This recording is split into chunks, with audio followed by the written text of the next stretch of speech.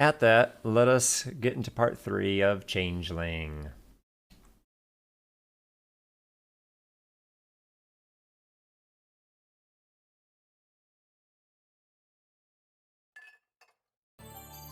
So see where we left off. Oh yes, chapter 4, setting the stage. I'm wondering if this is going to involve... What is it? A play. We will find out. So my breath frosted on the chilly morning air as I stood by the bridge.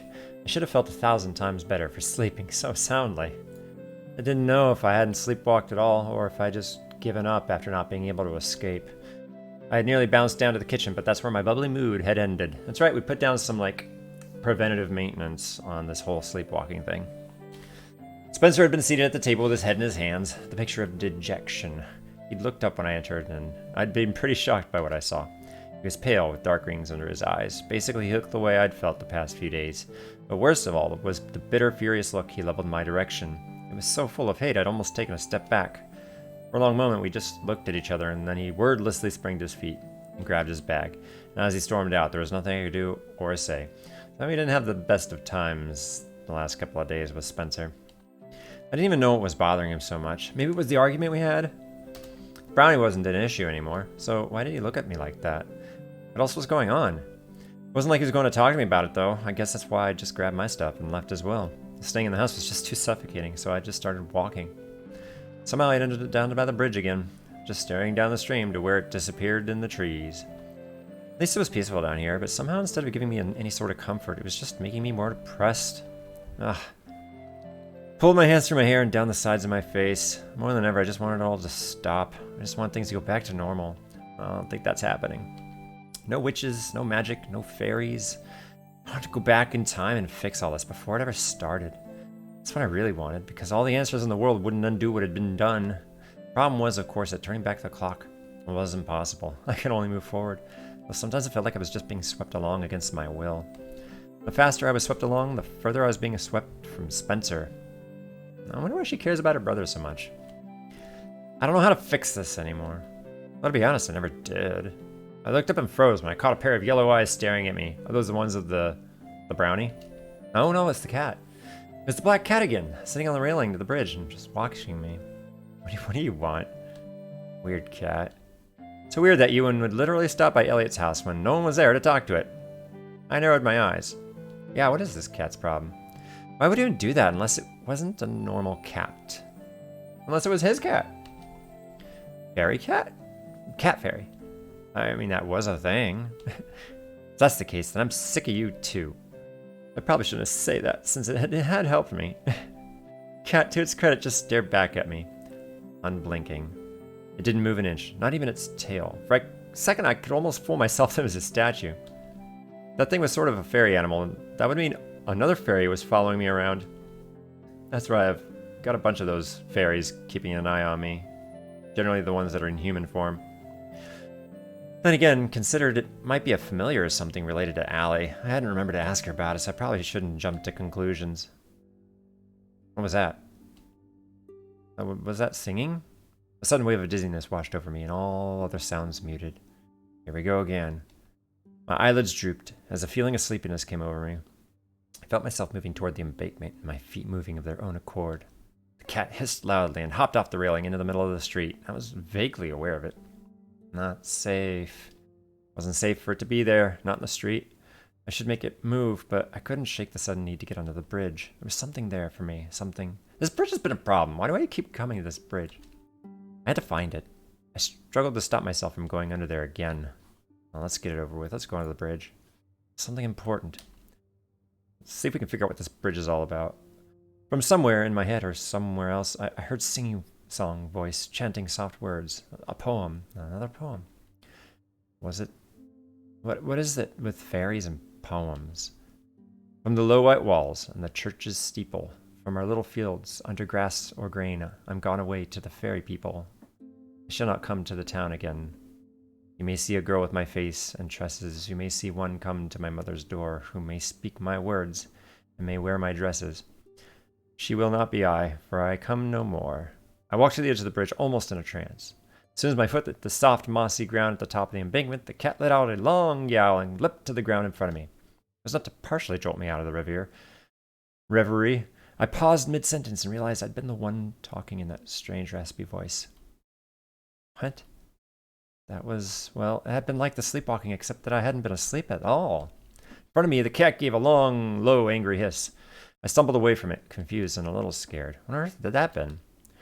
What was the stupid bridge? Why was I so drawn to it? What was underneath it anyway? Now that the Spriggan was gone, there shouldn't be anything, should there? I beat a hasty trail back to the house, hoping to beat Allie back. Fortunately, I didn't quite make it quite all the way back before Allie pulled up to the drive. I picked up the pace, jogging toward the car. She hopped out as I got there, and the look on her face wasn't encouraging. Where have you been? I thought I told you not to wander around. Please don't tell me you were coming back from that stupid bridge. I looked away awkwardly. Why do you keep going down there? You know it's not safe. Spriggan isn't even there anymore. The words fell flat. I mean, given what just happened, the Spriggan was the least of my worries. Spriggan isn't the only thing lurking around this time of year, and bridges aren't a good place to hang out right now. I perked up at that. Huh? Why not? She raised an eyebrow at my sudden willingness to hear her out. But I'm curious. Because bridges are liminal spaces. Places where the barrier around our world sort of thins out, especially this time of year. I'd read about liminal spaces before, but I didn't think they were a real paranormal thing. It's just not safe, that's the point. Sorry. Spencer was cranky again, and I just, you know how I am. When I'm upset, I go for walks. I get it, but it's not a good time of year for calming walks. I bit back a frustrated sigh. I come back here for a fresh start, the place I love, but things were getting worse than ever. It's never been a problem before, you know. Samhain isn't a new thing. Happens every year, and I've never had issues before. I don't get why it's so different just because I know about all this stuff now. Allie sighed and motioned for me to get in the car. We hopped in, and she carefully backed out of the driveway and headed out of the neighborhood. Because of a lot of things, ignore you if you don't think you're aware of them. A lot of things aren't even aware of you until you're aware of them. The more you get drawn into this world, the more dangerous it becomes. Why do you think we keep normal people out? Because they can't defend themselves from the things that will go after them from the moment it's apparent a human is aware of all this. Great. For instance, other fairies are going to be way more interested in you now than they were before, and you could actively take notice of them. Hence our concern about those fairy favors in your house, and that fairy ring. So it wasn't just about my family? Well, I didn't want to scare you, and neither did Shelley, but no, it wasn't. Should I be afraid more of them are going to try to drag me off into the woods? Then again, given my current situation, I might just go into some weird fugue state and wander off with them willingly. Hey, wouldn't be the first time. From what I understand, Ewan had the same problem. Ooh. Really?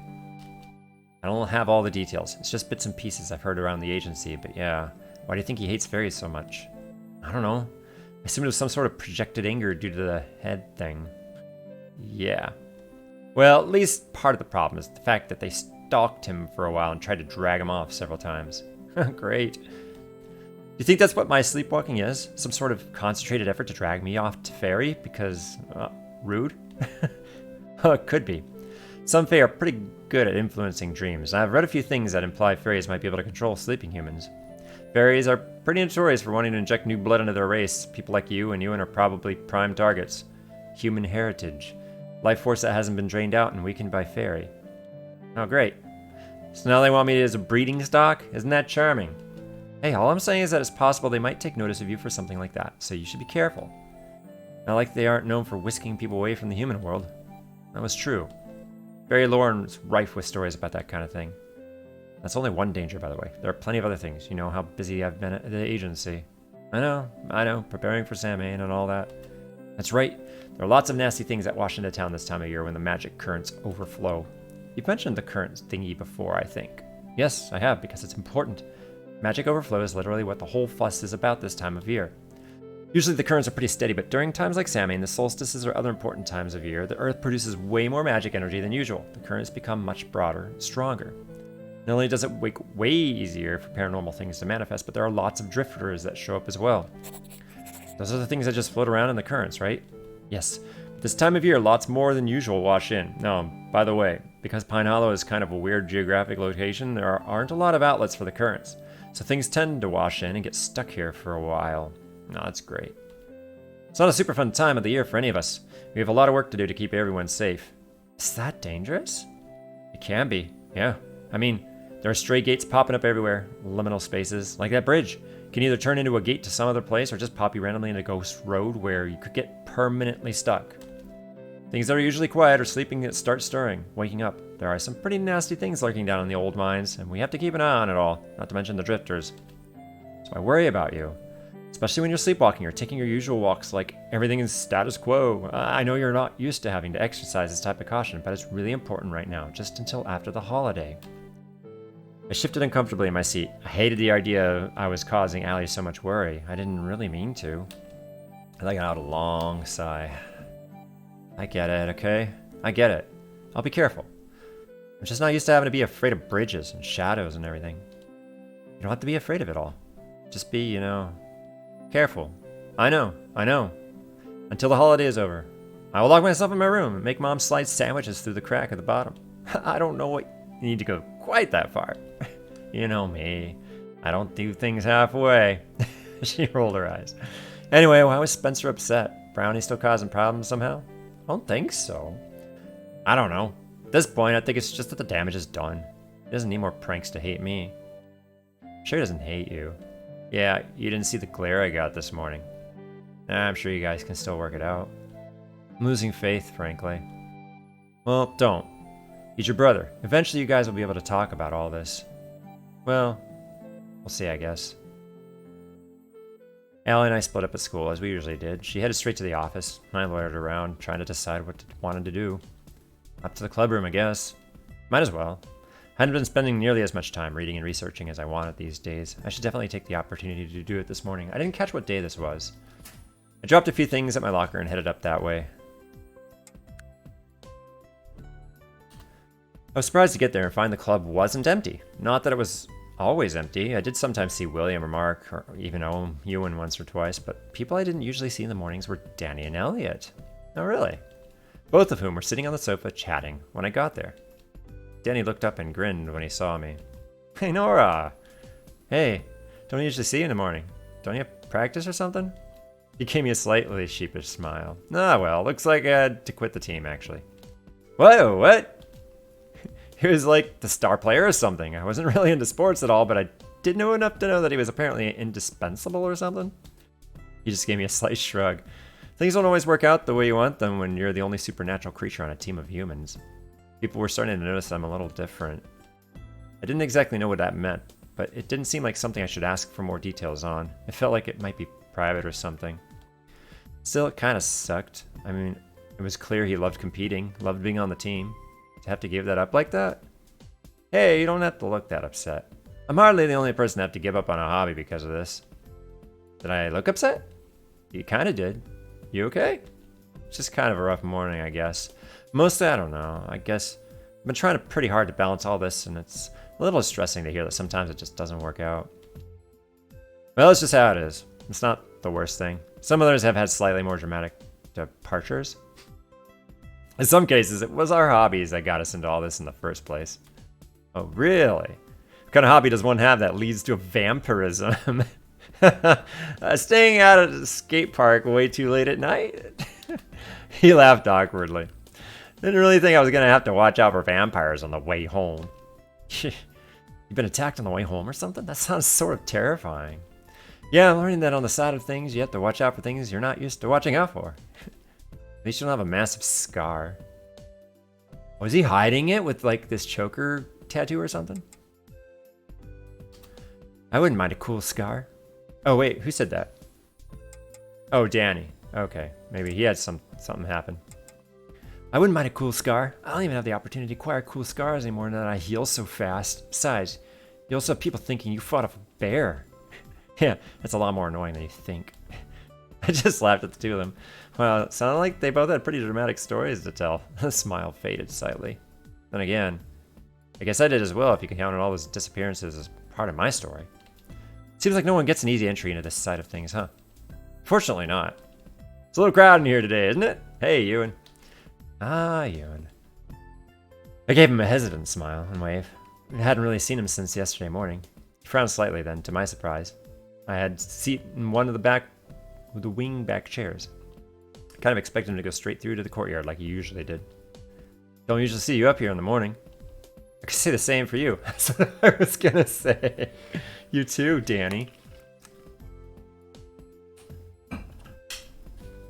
Ah, well. Seems like I have some free time these days. Ewan frowned. Oh, that rumor was true? Danny rubbed the back of his head awkwardly.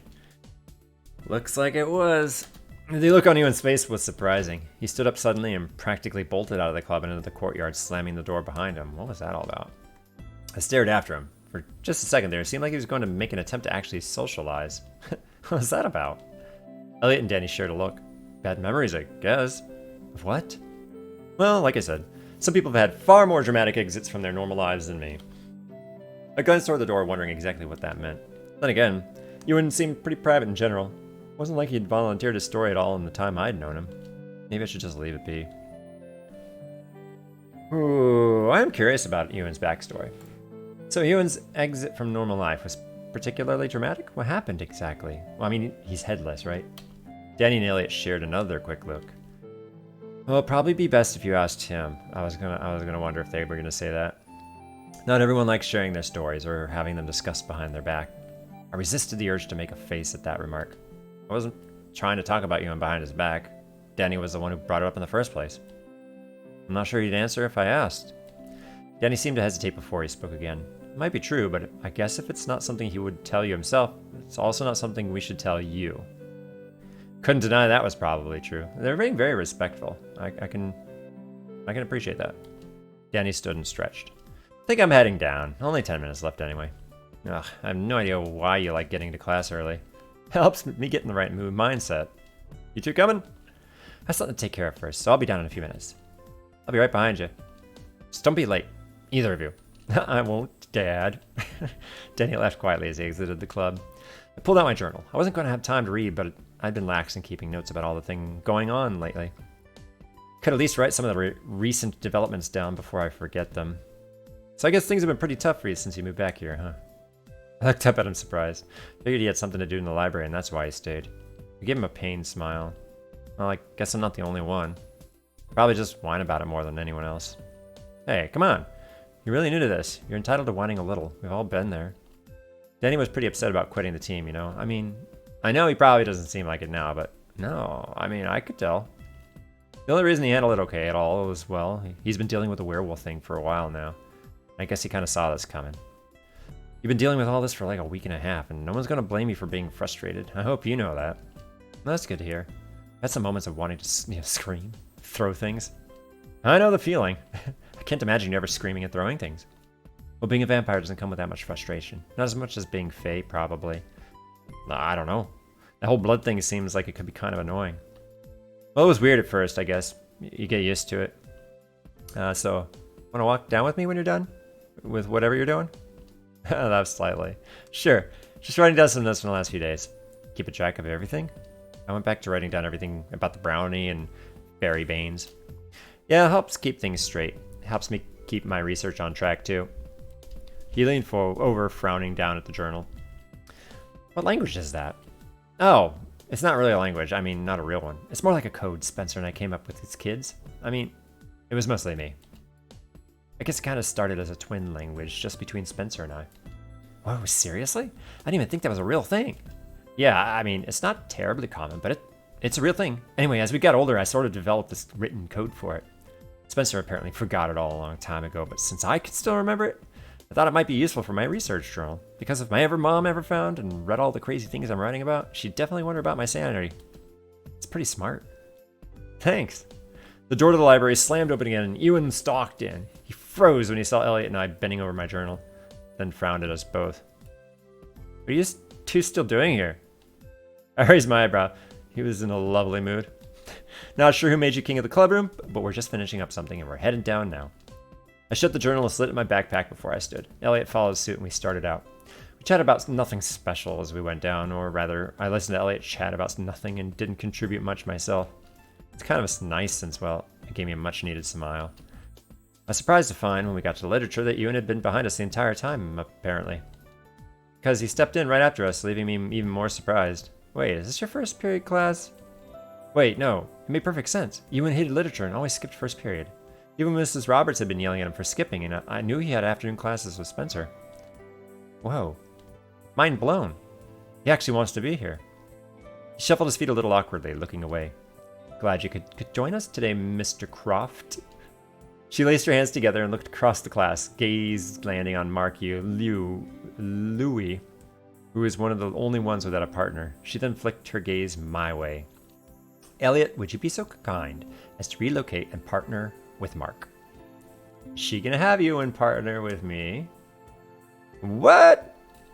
Mark just let out a soft sigh, the only indication he wasn't pleased with this turn of events. I feel our reticent Shakespearean expert might be more inclined to stay with us if he has a more engaging partner. The class tittered softly as I left and felt my face go hot. Oh yeah, what the heck did that mean? Seriously? Come. Ewan will benefit from having Miss Lewis as his partner, and I think the entire class will benefit from hearing you and Mark read Shakespeare together. Benefit in what way? Man. He shot me a distressed look as he relocated to Mark's side, leaving an empty desk next to me for Ewan to slink over to. What the heck? Was this more of our attempts to stick cryptics together? Did Ewan have to be with me because we were both Fae or something? No, that would be weird. Then why? Sorry you had to switch partners because of me. He mumbled the answers, so I barely heard him over the others chattering in class. I didn't get a chance to answer. Mrs. Roberts clapped sharply and instructed us all to get busy. Ewan, unsurprisingly, didn't have his playbook with him, so we had to share mine. His reading was really hesitant at first, but not in the same way as Elliot, who stumbled over the complex dialogue and clearly didn't understand the meaning of what he was reading sometimes. Ewan seemed to have a reluctance to actually just say the lines. But I was too distracted by the fact that he'd shown up. And he was even in this class. Guess Mrs. Roberts' threat worked on him. It was so weird sitting next to him in class like this. I found myself studying his profile as he read. He was staring down so intently at the playbook, and I couldn't help but wonder why he'd showed up so suddenly, especially after so long of skipping. When he got told off the other day, it hadn't seemed like it really made much difference. But now here he was. He turned his head toward me, and for a split second, I stared up into his eyes, struck by how pretty they were. One a warm deep brown, and the other blue flecked with faint green. I realized I was staring again, and suddenly my face heated up, and I looked away quickly.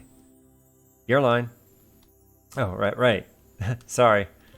I said I wasn't going to stare at him. Somehow he didn't seem as bothered this time. Then again, I wasn't staring at his neck thinking about how weird it must be to be a Dullahan. I'm sure that made a difference. Even so, I made sure to keep my gaze firmly on my playbook for the rest of the class. Before I realized it, everyone was packing up and getting ready for the bell to ring. I started getting my things together as well, shooting you in an uncertain smile. You're good at this. I mean, lots of people struggle with Shakespeare. I have a lot of experience. Oh? The bell rang just then, and he looked away awkwardly as he stood. I'll talk to you later. He left quickly after that, leaving me staring after him. I let out a sigh and headed to my next class, not looking forward to seeing my brother there. It's pretty stupid to dread seeing him as much as I did, but didn't matter much anyway, since he basically ignored me the entire time. I returned the favor and ignored him as well. Both classes we sat a few feet from each other, but it felt like we were on different continents. Couldn't help but remember when the staff would try to keep us in different classes because we'd cause so much trouble if we were together. Passing notes, and giggling. And if Allie was with us too, the teachers dreaded having the three of us in class together. That felt like ages ago, like a team I'd never be able to get back, especially not now. I just pushed those thoughts away and tried my best to focus on class because focusing on anything else was too frustrating. By the time lunch hit, I was feeling a bit better. School, as much as it was just school, kind of had a way of calming me down.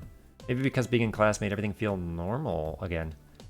I stopped by my locker, then headed to the cafeteria. I caught sight of a familiar head of pink hair and smiled at myself as I picked up the pace to catch up. Hey, Unicorn Man! Oh, wait. And I saw another familiar face on the way there. Nora, I was hoping to see you today. She shot me a shy smile. I was hoping to see things worked out last night. Oh, it was fine. I mean, I assume. I woke up in my bed for a change. Well, that's a relief. I'm not sure whether I tried to leave or not, but it's a success for now, I guess. Nora! I looked up as he barreled toward us, apparently having caught sight of it at some point. He beamed at Shelley as well as he joined us. Hi, Shelley. Oh, you two know each other? Of course, I know everyone in the club. Anyway, do you want to have lunch with me today? So hard to say no to that smile. Do we accept Drayson's offer? Oh, there's no way to say no here. Actually, I'm curious if Shelly comes along. I have things to talk to her about. I just wasn't sure I wanted to. Not another weird lunch. But he looks so hopeful. So instead, I was definitely going to drag someone normal along with me. I shot Shelly an innocent smile. You want to come too? Shelly looked rather surprised I'd asked. Oh, well, I don't know if she saw me begging with my eyes or if she just decided she was okay with the company, but she offered up a hesitant smile as she nodded. Sure. How come? Are we going up to the courtyard? Yes, that's always the best place. He grabbed both of us by the hand and started dragging us toward the stairs. Shelly and I shared awkward smiles as we tried to give up with him. As the noise from the cafeteria faded, Drayson chattered aimlessly as we walked, telling us about the upcoming art exhibit being organized by the art club, in which he was apparently a part of. I perked up a little at that because, hey, I did the art thing too. I was curious. But I found myself a little distracted by the skidding noise that seemed to follow us down the empty halls. Soon I wasn't paying attention to the word he said. What is that? I glanced back several times, but when I did, the skittering would stop. Felt like we were being followed. Nora, is everything alright? Oh, yeah. Sorry, I looked away a little embarrassed. I'm just not used to this place yet. What? Used to what? I'm sure for you guys it's just second nature, but ever since I joined the club, it feels like, seeing weird things around the school. Usually just out of the corner of my eye, or like things are following me around, or seeing things out in the parking lot, lurking in the trees. I shrugged helplessly. It's all still a little weird for me. Well, there are quite a lot of things that lurk around here. It's not just a haven for those of us that can blend in. Most of the things here are fine, you know? I mean, they're not dangerous, mostly. Mostly isn't reassuring, just so you know. It's a bit hard to put up a strong, solid barrier at the school. It's a public building with a lot of traffic from humans and cryptics alike, all of whom have varied and complex motivations that fluctuate on a daily basis.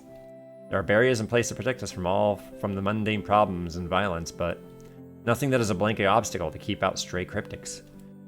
But it's okay. I mean, some places are protected, like the club. It's really safe in there. Vilos and the other staff clear out anything that might pose a danger. Everyone who interns with the agency helps with that as well. I'm pretty surprised they have students doing that. Students outnumber the teachers by quite a lot, after all. It's like having prefects, except, no one knows about them except us. Right, prefects. Except they were interning for a secret government agency and working on keeping supernatural creatures from causing trouble. I cast another glance over my shoulder at the invisible skittering stalker. I hated this feeling of constantly being followed or watched these days. It was really starting to get to me. I was relieved to not find Brenna lurking in the courtyard when we got there. Drayson offered to go to get lunch for us all, but I felt bad letting him do it alone and offered to tag along. We left Shelly in the courtyard and headed to the murder. This is the first time I've been in here. I've been inside before and it seemed normal enough. I don't remember this anyway.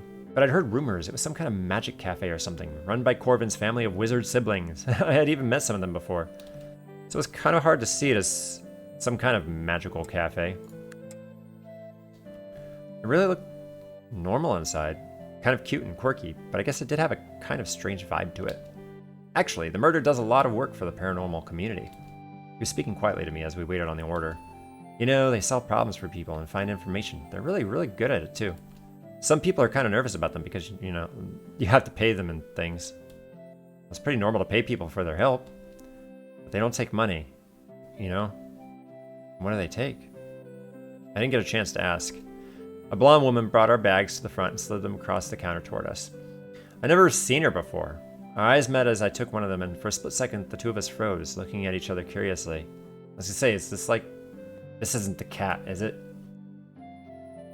I noticed the slightly pointed ears right away, but it was really the eyes that held my attention. She felt so strangely familiar in that moment, but I knew I'd never met her before. She raised an eyebrow and her lips curved up slightly. Have a nice day. Thanks, Kaya. The odd moment passed and Drayson was already walking away. I glanced back at Kaya once as we left the cafe. She was leaning over the counter watching us go. Weird. She has the same name. That's not the same Kaya, is it? I was pleasantly surprised to find Allie waiting for us back at the courtyard. Man, who brought everybody? And Ewan. When I saw him, there was an odd little flutter in my stomach that I tried very hard to ignore. Instead, I grinned at Allie as we headed back to the table. I didn't know you'd be here today. Well, I usually have lunch up here. It's a lot quieter than the cafeteria. Yeah, I did notice at the very beginning, my character noticed that Allie just doesn't have lunch at the cafeteria, like I hoped she had. So I figured she was up here. That it doesn't smell like old socks is also a bonus. I smiled slightly, feeling strangely awkward after what had happened in literature, even though literally nothing happened in literature. We just read together. Drayson and I set the bags down on the table. Hey, also wasn't expecting to see you. He shrugged. I eat here a lot. I eat here too a lot. You weren't here the last time I was. He flushed slightly. I was busy. No, you've been up here before? She had lunch with me and Brenna. Yeah, that was an experience. Yikes, I can imagine. She's not that bad. I mean, sometimes, yeah. It's just that the rest of the time, that's the issue. It's just like a proper cat. Cat. I slid into the empty space between Allie and Ewan. She's a cat side. You didn't know? No, actually. I thought she was just some generic fairy. Side or she? She says how you pronounce it, she. It's just a word for fairy, usually in Irish or Scottish fairy lore. Kate was just, well, cat. So basically it was a cat fairy. Hey, you know, we called it. I'd seen a few mentions of cat she before, but I hadn't read too much about them. Just that they were large, black.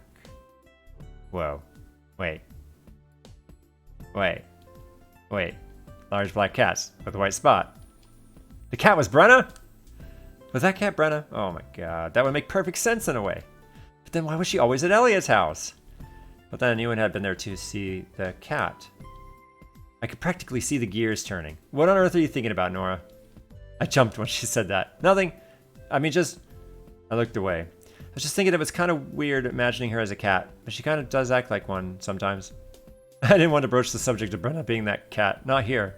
I shot Ewan a sidelong look, but he was busy rifling through the bags for what was apparently an extra sandwich meant for him. He wasn't even paying attention to me. But if Brenna was that cat, then that meant she was the one that had been looking out for me at night. Or was it her and Ewan? He had been there that day to see her. He'd shown up by the bridge that day, shown up by the day Spencer tried to ditch me. Then Drayson and Brenna had followed me around after that incident with Kara. Were the three of them looking out for me? I mean, if so, I was grateful. Kinda. Without Brenna's help, I would have wandered off at least twice, but it felt weird being followed so much. Why not just talk to me? Why be all secretive about it? Is this some weird fairy thing? I let out a soft sigh. Maybe I was overthinking it all. It could just be a coincidence that Elliot's distressingly smart cat that followed me around and that Ewan liked to talk to looked exactly like the cat form of the type of fairy Brenna was. Yeah, that seemed totally reasonable. Hello, Nora. What? Sorry. Jeez, I said your name like 4 times. Just thinking about something. Sorry. What? I was just asking about your research. I mean, you know, if you found anything useful or interesting yet. No, not really. I tried to drag myself out of the realm of conspiracy theorizing about Elliot's cat and into the conversation at hand. I was distracted over a few days, so I didn't make a lot of progress on that front. What are you researching, if you don't mind me asking? No, it's okay. I'm just looking into fairies in general, but I guess that ultimately I'm looking for some hints about some things that happened to Spencer and I a few years ago. You mean when you saw that murderer in the bog? I glanced his way a little confused. He doesn't actually believe. He was staring at me in rapt attention, eyes really wide. No, of course he believes it. Drayson, there was no murderer, Drayson. It's just a rumor. Right? Really? How many times have I said, you have to stop believing everything you hear? He looked up, tapping his fingers together as if counting. Ewan sighed softly, a slight smile coming to his lips. You don't have to actually count them all. It was amazing to me how patient he was with Drayson. No sarcasm or teasing at all, just sort of gentle guidance like a big brother, really. Sort of cute. Anyway, I'm really glad there wasn't a murderer. Me too, believe me. If there was, I probably wouldn't be here. But is that what you're researching then? The thing where you disappeared? Yeah, basically. Among other things. Me going missing. Spencer losing the sight in one of his eyes. They're really connected to me being Fae, and if so, how? It's not really an easy thing to find information on. You know the fairies have been known to blind mortals that see them, right? Spencer originally claimed he saw me.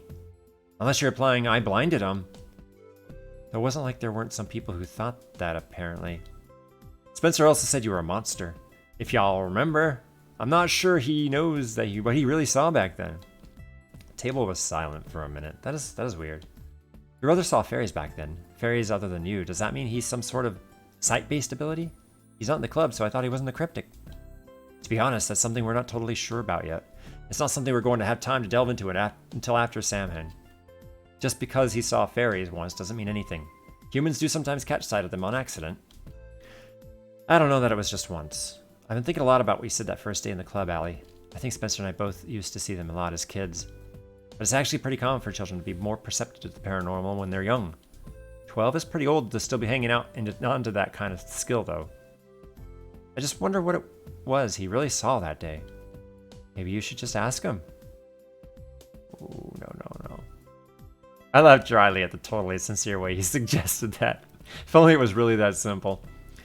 You should know that we can't just talk to other people about what we are. You, Nora, and I, more than some of the other people in the club. Yeah, that was true.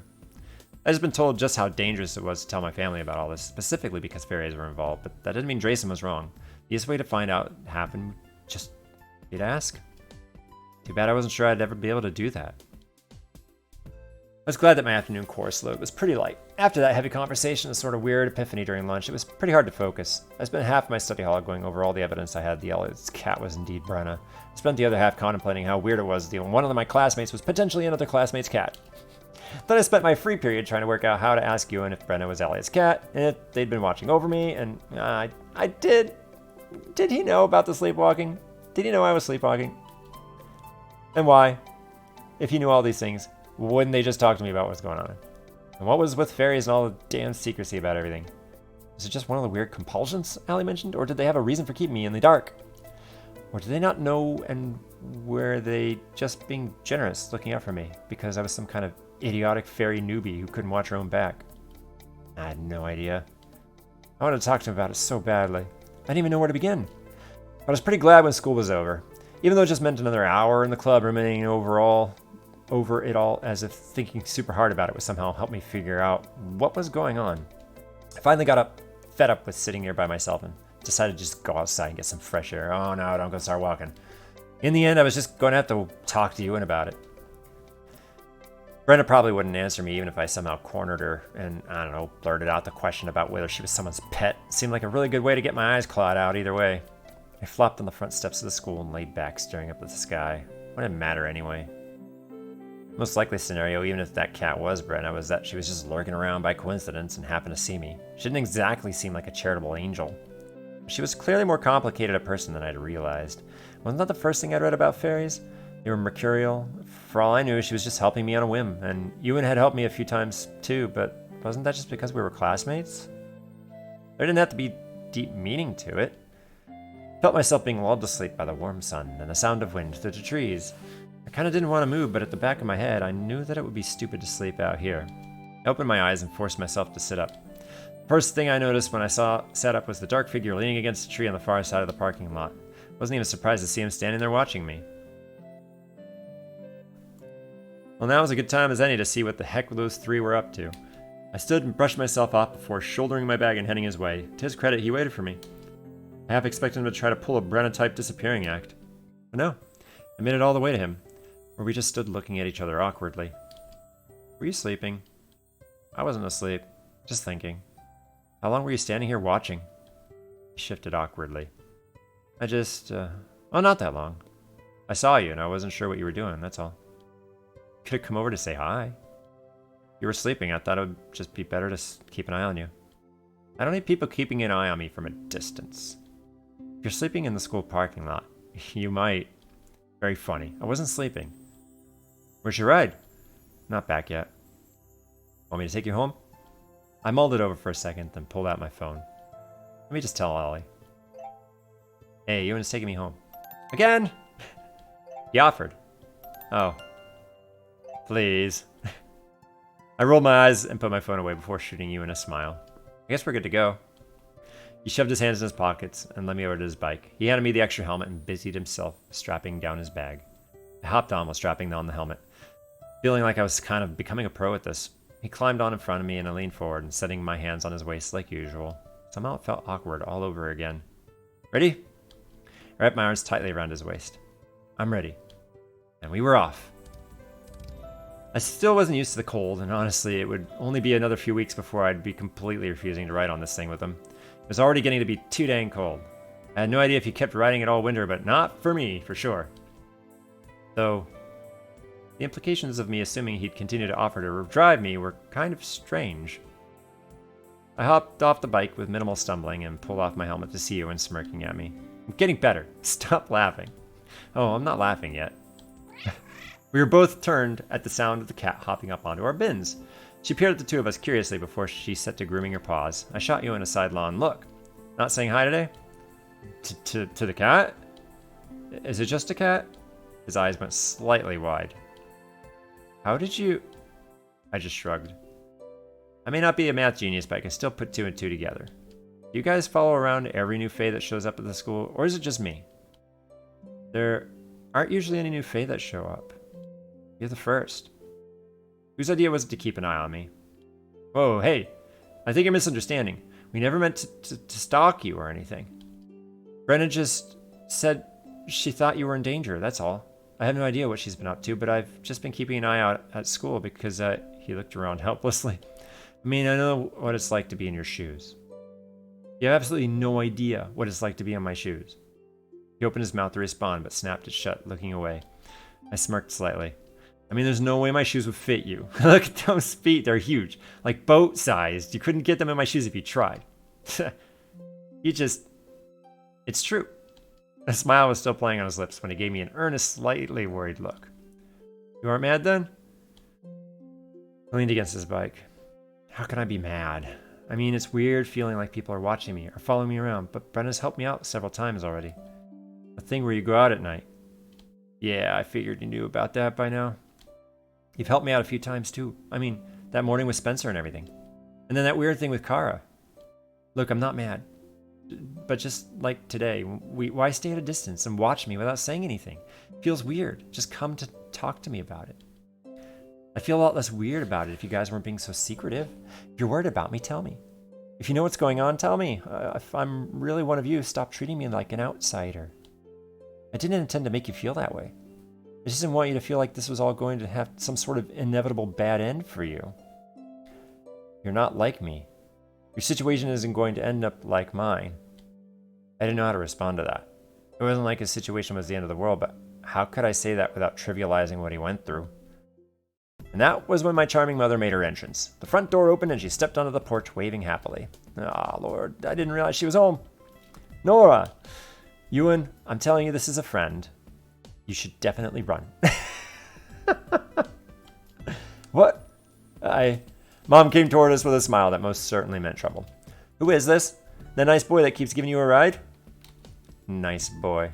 Well, the nice part is still up for debate, but he has given me a ride a few times. Nora, honestly. What? You can see how much leather he's wearing. It's definitely cast a dubious light on his niceness level. She rolled her eyes at me and held out a hand to Ewan. Anyone who could put up with this bratty child definitely must be nice. Ewan was snickering softly. Anyway, he was just leaving. So soon. Why don't you come in and have a snack? I love meeting Nora and Spencer's as friends. Mom, a snack? We're not in elementary school. Ewan was giving me a soft, sort of amused smile, and that I was desperately trying to ignore. Then come in for a cup of hot chocolate. I'm sure it's cold on that motorcycle of yours. Look, your hands are completely freezing. Why don't you come inside and warm up a little before driving home? Mom, no, stop. He doesn't want to come inside. How do you know? He hasn't answered yet. She gave me a completely innocent smile that I wasn't buying for a minute. I know what you're doing. Just stop. I'd love to, but I really have to. Nonsense. Just a few minutes. Just long enough to warm you up a little. She took his arm and started pulling him toward the house. Ah, no, she captured him. Ah. He shot me a helpless look as she pushed him toward the front door.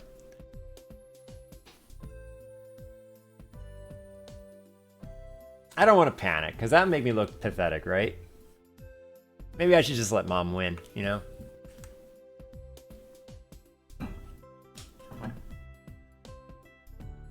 I just laughed awkwardly, watching my mom drag Ewan, who was twice her size, into the house with absolutely no trouble. I was a little worried about what might happen, but what could we do at this point? Nora, you should stay. I gave him a teasing grin as I caught up. Not that there's any escaping now or anything. Mom didn't pay any attention to that as she shooed Ewan up the porch and into the foyer. Mom left Ewan and I in the entry as she went to put the kettle on. As soon as she was gone, I shot Ewan a slightly amused look. Now's your chance to escape. If you run, she probably won't be able to catch you before you make it to your bike. This isn't funny, you know.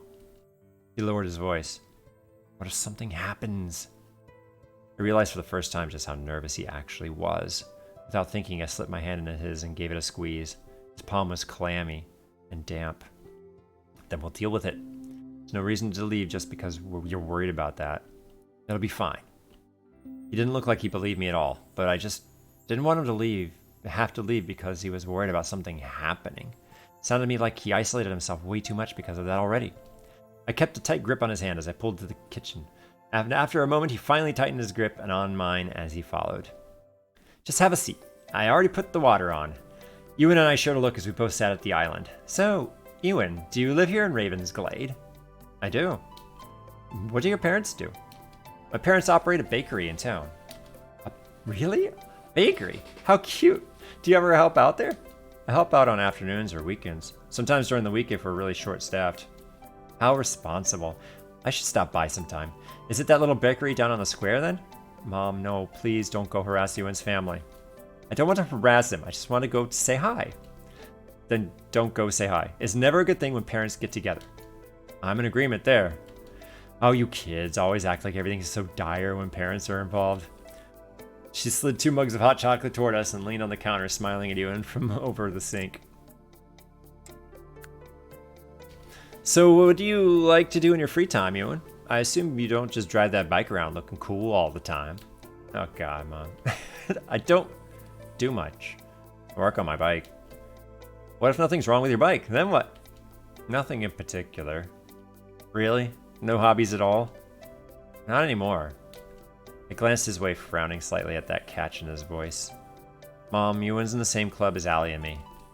I wanted to try to rescue him from her interrogation. Somehow the mood had dropped a little bit, as it usually seemed to when someone touched on something that might have to do with his unique ability and current situation. Oh, have you always been interested in the paranormal? Ewan looked up sharply. No, not really. I don't like it all that much at all, actually. Then why are you in the Paranormal Mysteries Club? He looked away awkwardly, fidgeting with his cup of hot chocolate. Oh boy, did we open up a can of worms here? I didn't have anything else to do anymore. I used to be in drama club, but I had to stop. Well, I worked that much out, but I guess why he stopped. Why did you have to stop? Mom, enough. Come on. This isn't an interrogation. Sorry, honey. It's just curious. Why don't I get you something to have with your chocolate? I think we have some muffins. She turned away and I cast a sidelong look. Ewan's way. I knew that was a sensitive topic and she just barreled in like that. Not that it was her fault, but yeah. Ewan was staring down into his mug. That look on his face was so desolate. I can only imagine how it must have felt to give up something he loved just because of all this stuff. It's clearly something he wasn't over, and who could blame him, really? Ewan's head drooped forward slightly and I nudged him worriedly. You okay?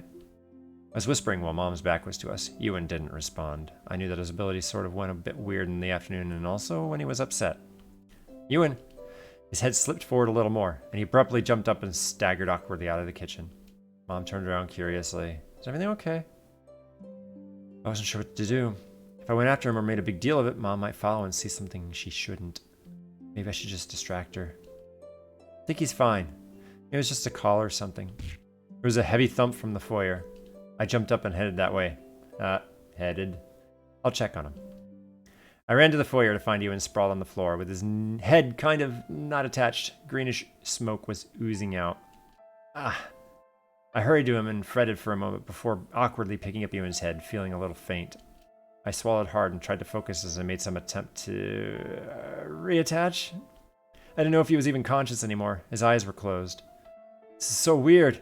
Nora, is everything... I froze. Mom froze. I was crouching next to Ewan with his head still sort of in my hands. Oh. That was all she said before her eyes rolled back and she hit the floor. Oh boy. Well, I guess I have to forgive the whole my hands were full thing now. At any rate, I had to try to get this situated before she woke up, and then I figured out how to deal with her having seen that. I just sort of set Ewan's head down close to his neck. Not something I ever thought I'd have to do for anyone. Then I went to check on my mom. Fortunately, she hadn't hit anything on the way down. I rolled her over and kind of awkwardly flapped my hands as I tried to figure out exactly what to do about this. Behind me, there was a rustling, and I really hoped that Ewan was getting himself back together. Literally. I hazarded a glance back. The head wasn't quite back in place just yet. Okay, that's weird. I quickly turned back around, feeling a little bit like seeing him with his head off was somehow the equivalent of catching him with his pants down. It was just weird. Everything okay back there? Just give me a minute. His voice was a little slurred and hoarse. It also had a strange echoey quality to it. I wasn't sure how his voice even worked still, considering... Yeah, that was kind of weird to think about. I mean, which part had his vocal cords anyway? Weird thoughts. Really weird thoughts. Mom stirred and let out a soft moan. Panicked, I turned to Ewan and kind of shooed him into the nearby powder room.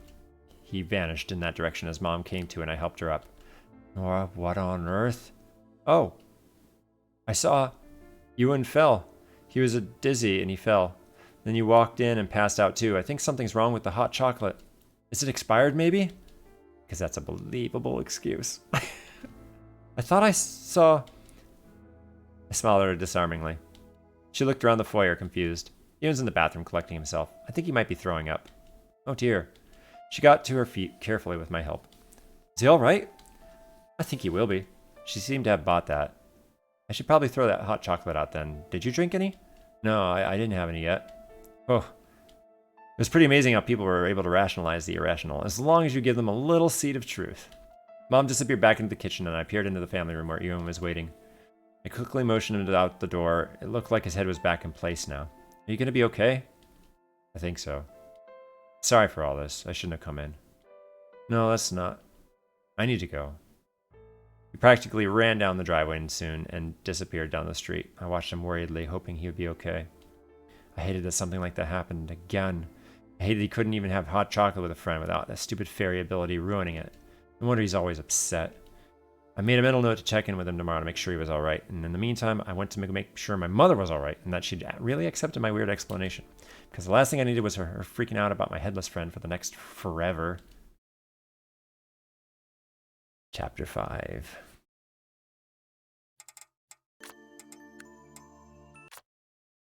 Fairy Forest Bakery. I woke from a dead sleep standing in the middle of the woods. For a long moment, I stood stock still while I tried to work out what was going on. Why am I outside? I definitely put my barrier down. Did it not work? But also, what woke me up just then? I thought I heard... Nora? I whirled around at the sound of my name and was instantly enveloped in a hug. What? Thank God, I wasn't sure it was you. What does that mean? Jeez, it was cold out. What's going on? Ewan pulled away and looked down at me worriedly. You okay? I think so. I'm still a bit... I'm still trying to work out exactly how I managed to get out again. I didn't remember anything from sleepwalking this time. No weird voices, no feelings of wanting to get somewhere, and just nothing. I shivered, rubbing my arms. So I guess this is you keeping an eye on me again. Well, I was just worried. I know you said Breno has been helping, but... Here, take this first. He shrugged out of his jacket and handed it over. I slipped into it gratefully, but he immediately broke into laughter. I glared up at him. I failed to see what's so funny about this. It's only because you're not looking at it from up here. I glanced down at myself and the way his jacket completely swallowed me. Shut up. Come on, we need to get you back. Fortunately, it actually didn't look like I'd gone far, just a little ways into the trees. I winced as I picked my way back through the brush and managed to step on a stupid blackberry vine. You okay? Yeah, peachy. Want me to carry you? No. Being swallowed up in a stupid massive jag was enough humiliation for me. He hesitated and offered a hand. Our eyes met in a dim light and I wrestled my arm through to the end of his stupid sleeve and took it. He helped steady me as I limped out of the brush and up the path. So you're just lurking around to see if I'd escape tonight? Lurking makes me seem like a stalker. I just happened to be passing by at the same time you left. It's not like I was planning on hanging out here all night. I had something that was supposed to keep me inside. Looks like it didn't work. Wow, excellent deduction, Sherlock. Elementary, my dear Watson. Cute. We weren't too far from my gate when we reached it. Ewan caught my arm. Look, take this. Pressed something into my hand, something that caused faint tingles and discomfort to streak up my arm. What's this? I examined the bell he'd pressed in my hand. It was heavy, like it was made of iron or something, and it was tied to the top of the long red string. Somehow it made me feel uncomfortable just looking at it, much less holding it. I wasn't sure why. I don't know why you're leaving your house or anything, but that's a fairy bane. You can keep them at bay. Pretty effectively, to be honest. I'm a fairy too, you know. Yeah, well, I'm not a fan of the thing either, but banes are far more potent against wild fae than those living as humans. It'll ward others away without actually harming you. Is it the fairies calling me? Is that why I'm leaving at night? I don't know. It could be something like that. It could be fairy itself calling you. Its borders always expand this time of year, and there's a pretty big overlap into Pine Hollow. Not to mention at least one gate that opens every year, and several stray ones that pop up every now and then as well. Sometimes it calls to me as well. So maybe you're just having trouble ignoring that call. Could that really be it? Still didn't explain how I got past my barrier, though. But that wasn't something I should be worrying about right here. I need to get back inside before anyone else woke up. I should get back inside. Thanks for this, though. I'll throw it at any fairies I see. You're supposed to ring it. It's the sound they hate. Ah. Looks like it would do more damage if I hit them in the face. Only if you got good aim. I'll have you know, my aim is impeccable, sir. Uh-huh. Don't make me prove it. Aren't you going back inside? Coward. Ah, yes, because you're so terrifying. I unlatched the gate and made a face at him. I can be. Ewan suddenly reached out and caught my hand again, leaning close. My face went a little hot. Before I let you go. He looked over his shoulders as if expecting someone to be eavesdropping. I know it seems like Brenna's looking out for you, but be careful about trusting her. She may seem like she's trying to help, but even I don't know what she's really up to. Part of the reason I'm here is because I wanted to see what was really going on. She never tells anyone the whole story. You don't trust her? I trust her as much as I trust any fae, which is to say, not much. She's a friend of my father's. I don't know anything else about her, including why she's so interested in you. Friend of his father's? Interesting. Please be careful. I am trying. I know. Thank you for watching out for me.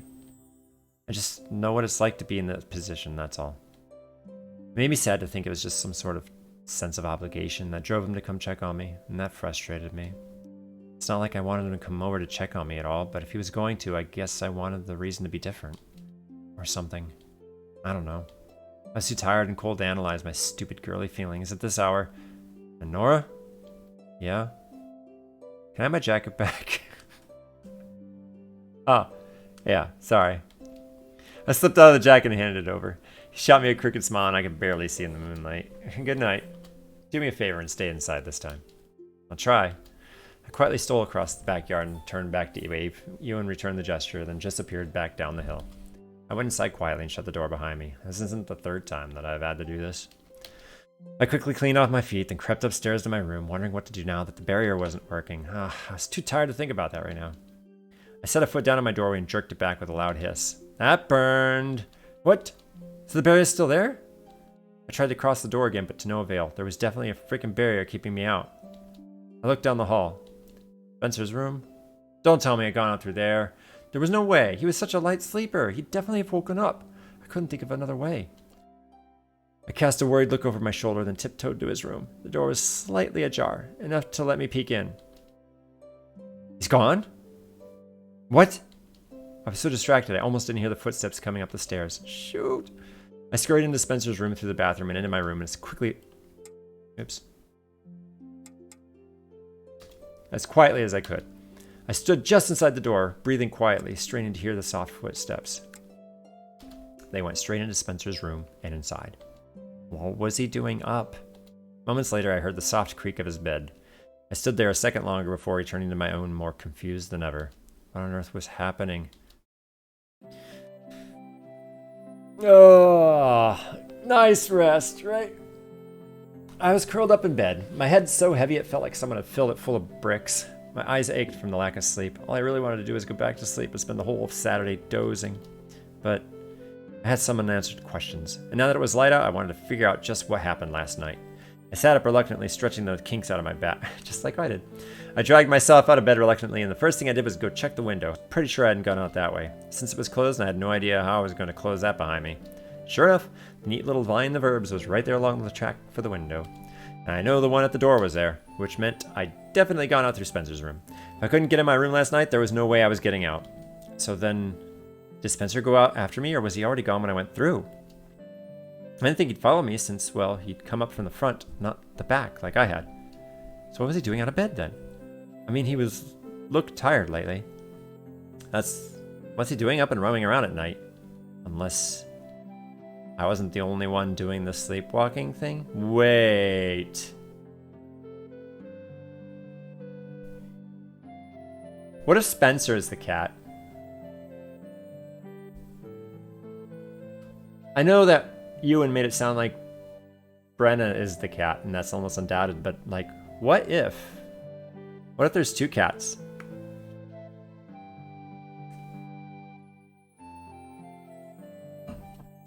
I doubt it, but just random thought.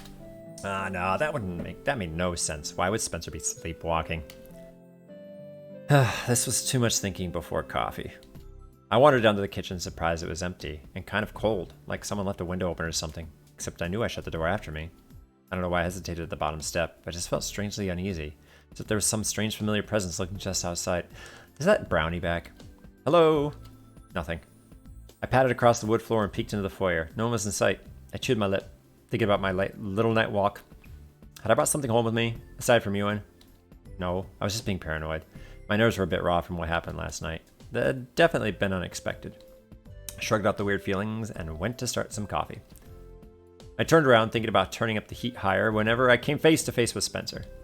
I bit back a scream. He was just standing behind me, pale and silent, with dark circles under his eyes, like usual.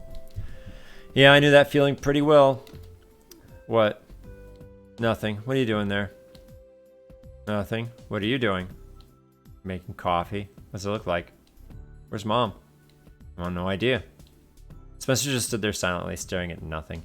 His face was a strange mixture of exhaustion and anger. I doubt Spencer's the cat. Spencer? He shrugged and turned away. I don't feel well. I'm going back to bed. Do you want anything? Tea? Spencer paused for the moment but didn't turn around. No. I watched him leave, unsure what was going on with him. Surely the whole fairy thing wasn't affecting him too. That didn't make sense. The whole theory behind him being blind was that he was human. After all, why would fairies blind one of their own? So the fairies had been getting to me, drawing me out of the house, messing with my sleep and making me sleepwalk. Were they going after Spencer too? And if so, why? Nora! Ah! For the second time that morning, I jumped as a family member sneaked up on me. What's wrong? I sighed. You scare me, that's what. Jeez. Sorry, sweetheart. Where's Mom? She went to Grandma's earlier to help out with some cleaning. She'll be back this afternoon. Did she go to that bakery too? Maybe she went to... the story chapter name is the bakery, right? Where's your brother? Spencer emerged, but he's gone back up to his cave to wait for the princess to kidnap and devour. Dad raised an eyebrow. You really ought to discuss his habits with him before he starts hoarding treasure. Still not getting along, huh? What was your first clue? You comparing him to a dragon? You could try. I'm trying. I am. But it's like hitting my head against a wall. That explains your grades then. Hey, my grades are fine, thank you very much. Especially considering the nonsense I was putting up with recently. So how busy are you this morning? I shrugged. Not very? I was going to head into town to do some shopping for your mother. Want to come? I raised an eyebrow. Mom told you that you had to take one of us, didn't she? She did. Because of the pudding incident? It wasn't that much pudding. Dad, it really was that much pudding. Well, that's why you're coming to supervise. I sighed. I didn't really want to, but Dad's impulse shopping was pretty terrifying. Someone had to manage him. I really just wanted to sleep, though.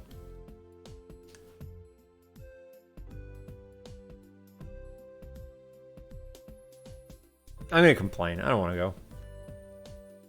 Do I have to? Really? I didn't sleep much last night. I know. You and your brother are pretty noisy. I thought I was going to have to come break up a wrestling match. So none of us slept well. You owe me.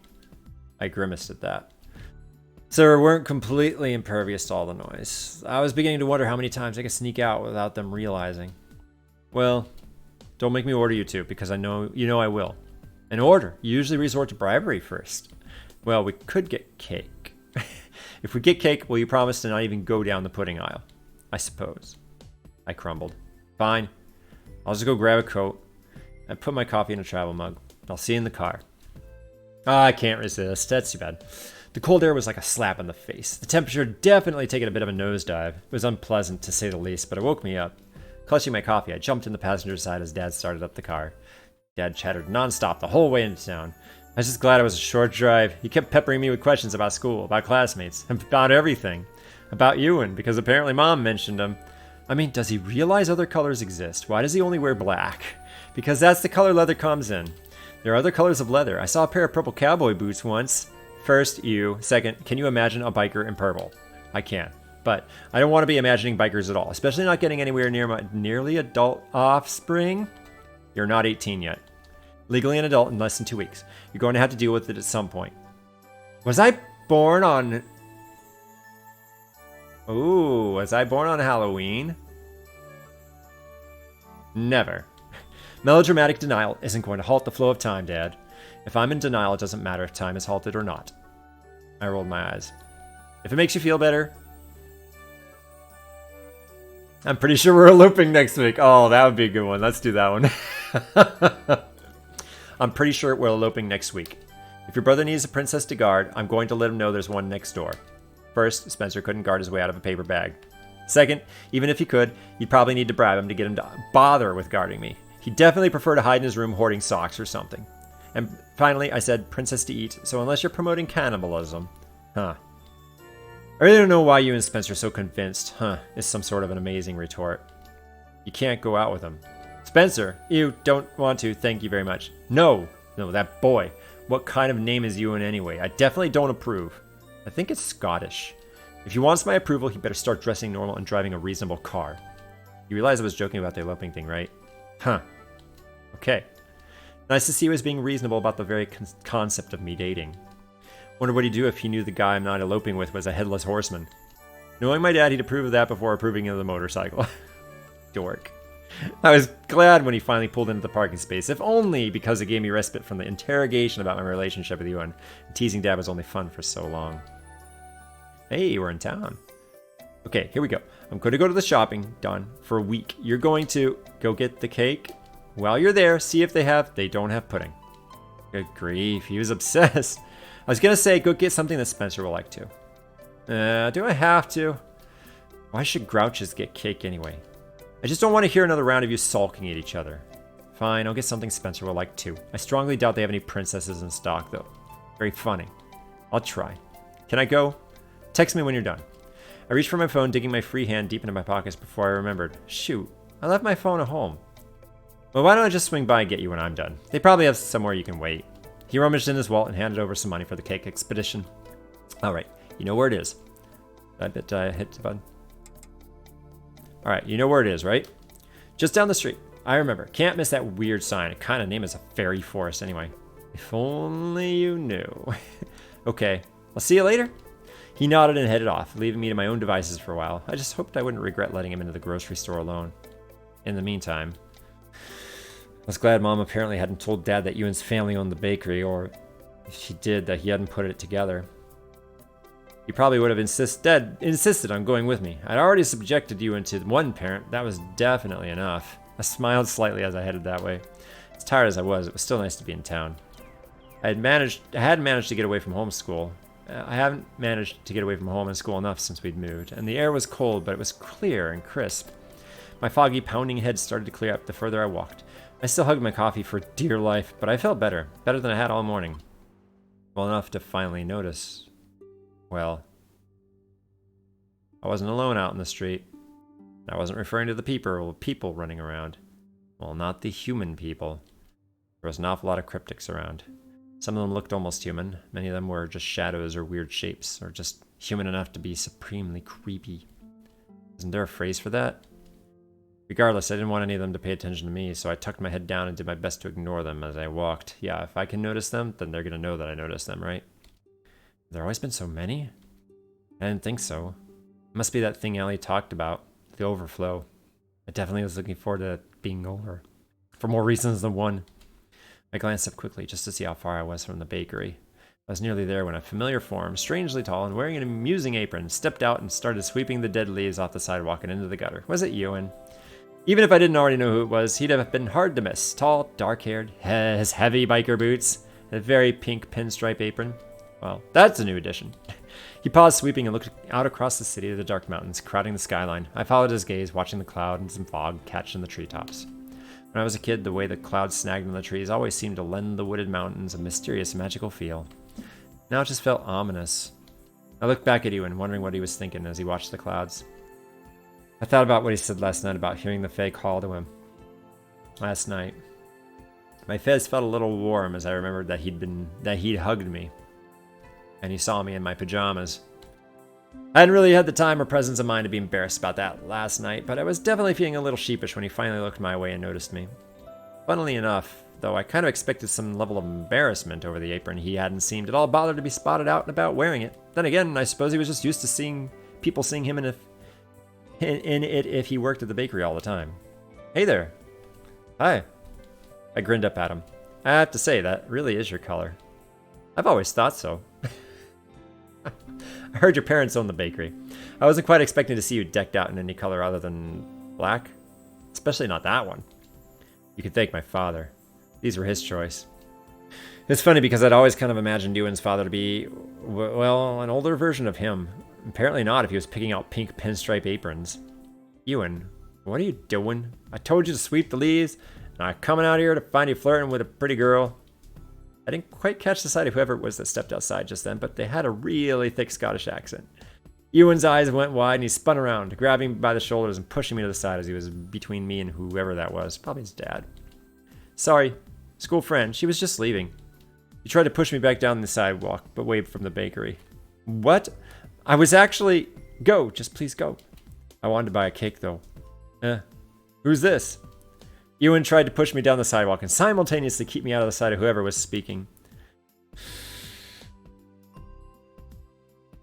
I'm going to ignore Ewan. I don't think so, pal.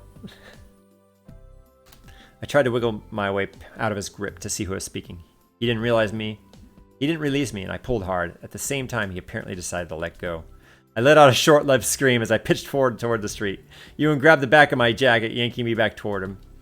I hit his stupid chest as he wrapped his arms around me to steady me. His broom clattered to the ground at our feet. We stood there for a second, my heart pounding, until I remembered that it was his fault I nearly fell in the first place. I spun around and slammed my hand firmly into Ewan's stomach. Ugh! He doubled over, one hand instinctively going to his head. Ooh, ooh. The sound of laughter and clapping from behind him made me freeze in place.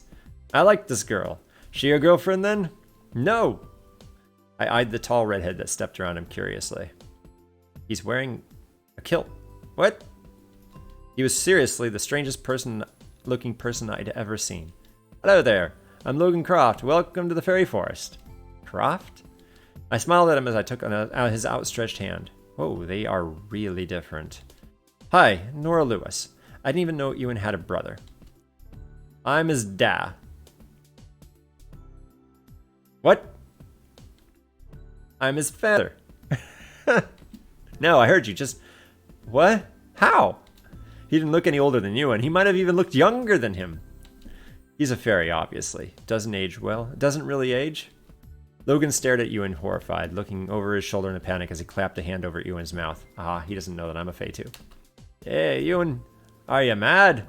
That's supposed to be a secret. Your mother's gonna kill us both. Ewan just pried his father's hand from his mouth with a long-suffering sigh. Dad, take a closer look at her. Ah. He looked at me again, eyes narrowed. Then he released Ewan and leaned in really close. Really close.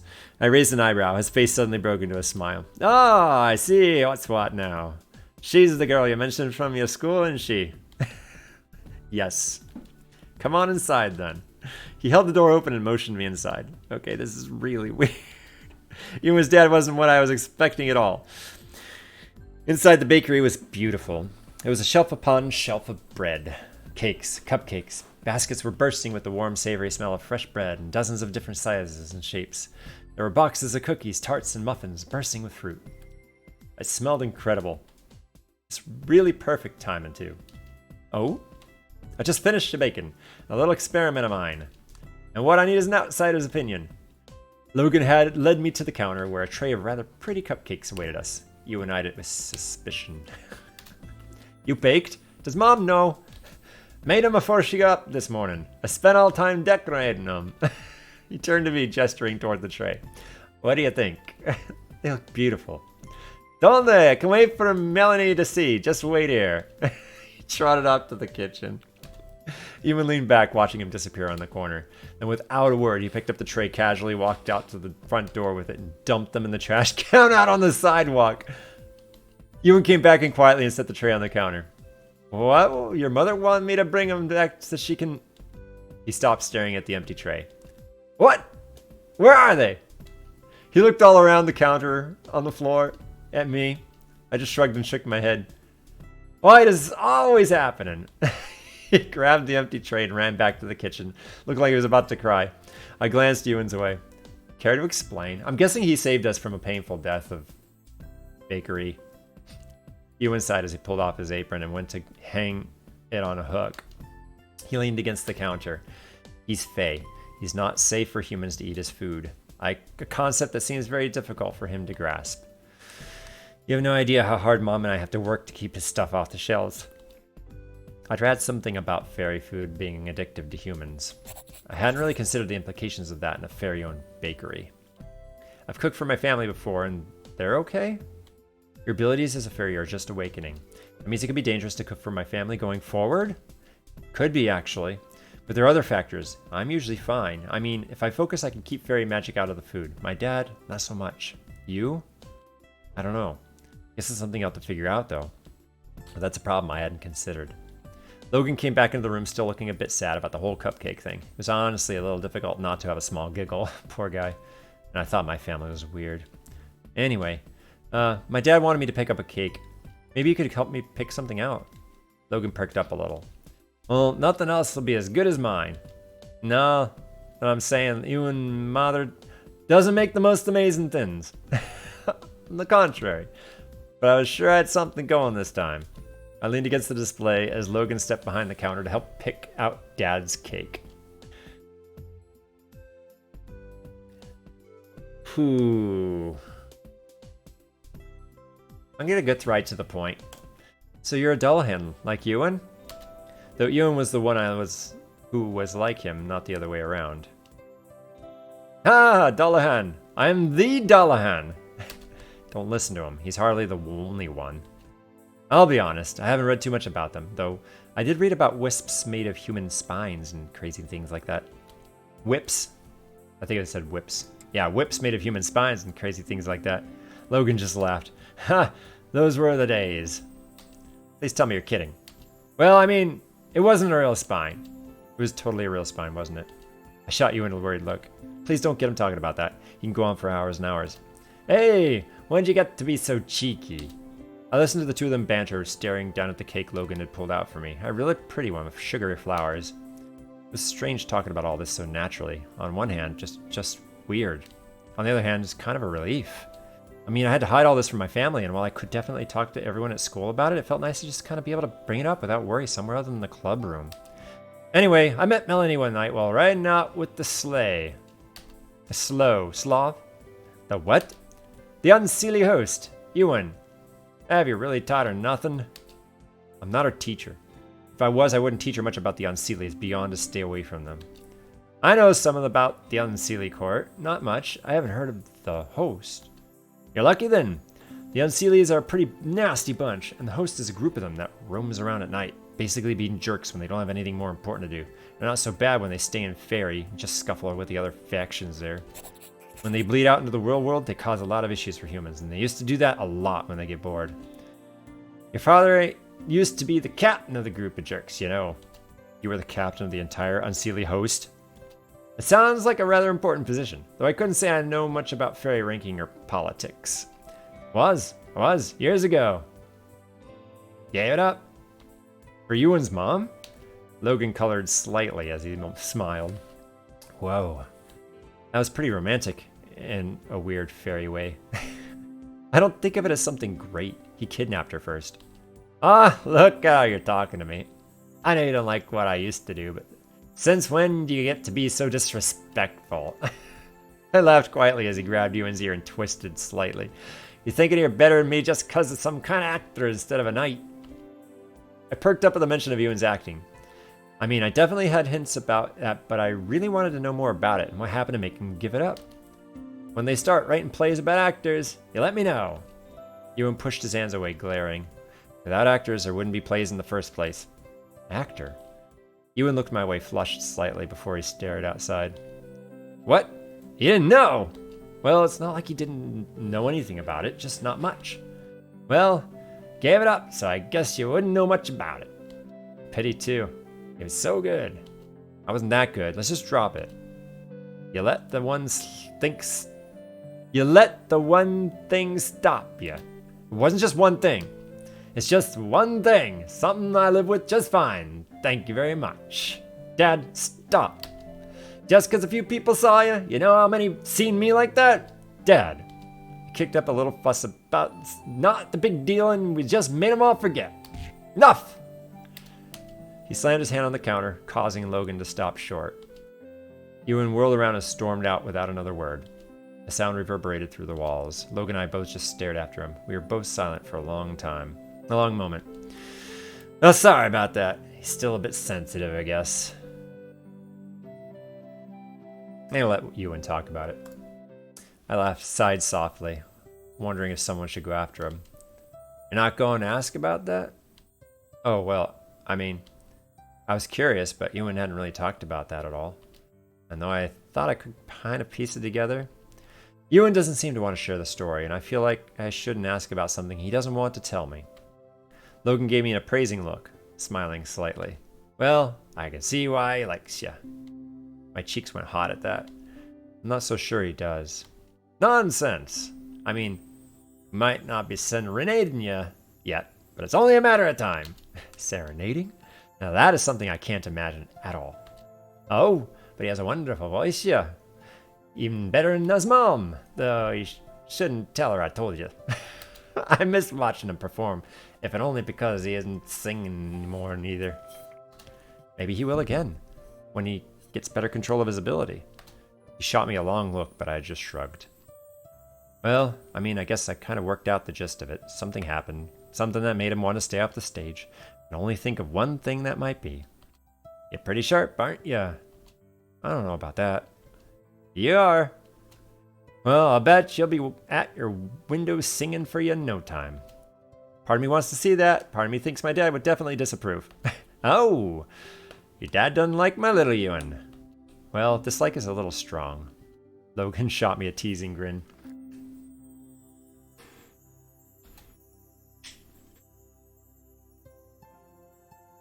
I have to read this ahead of actually reading it.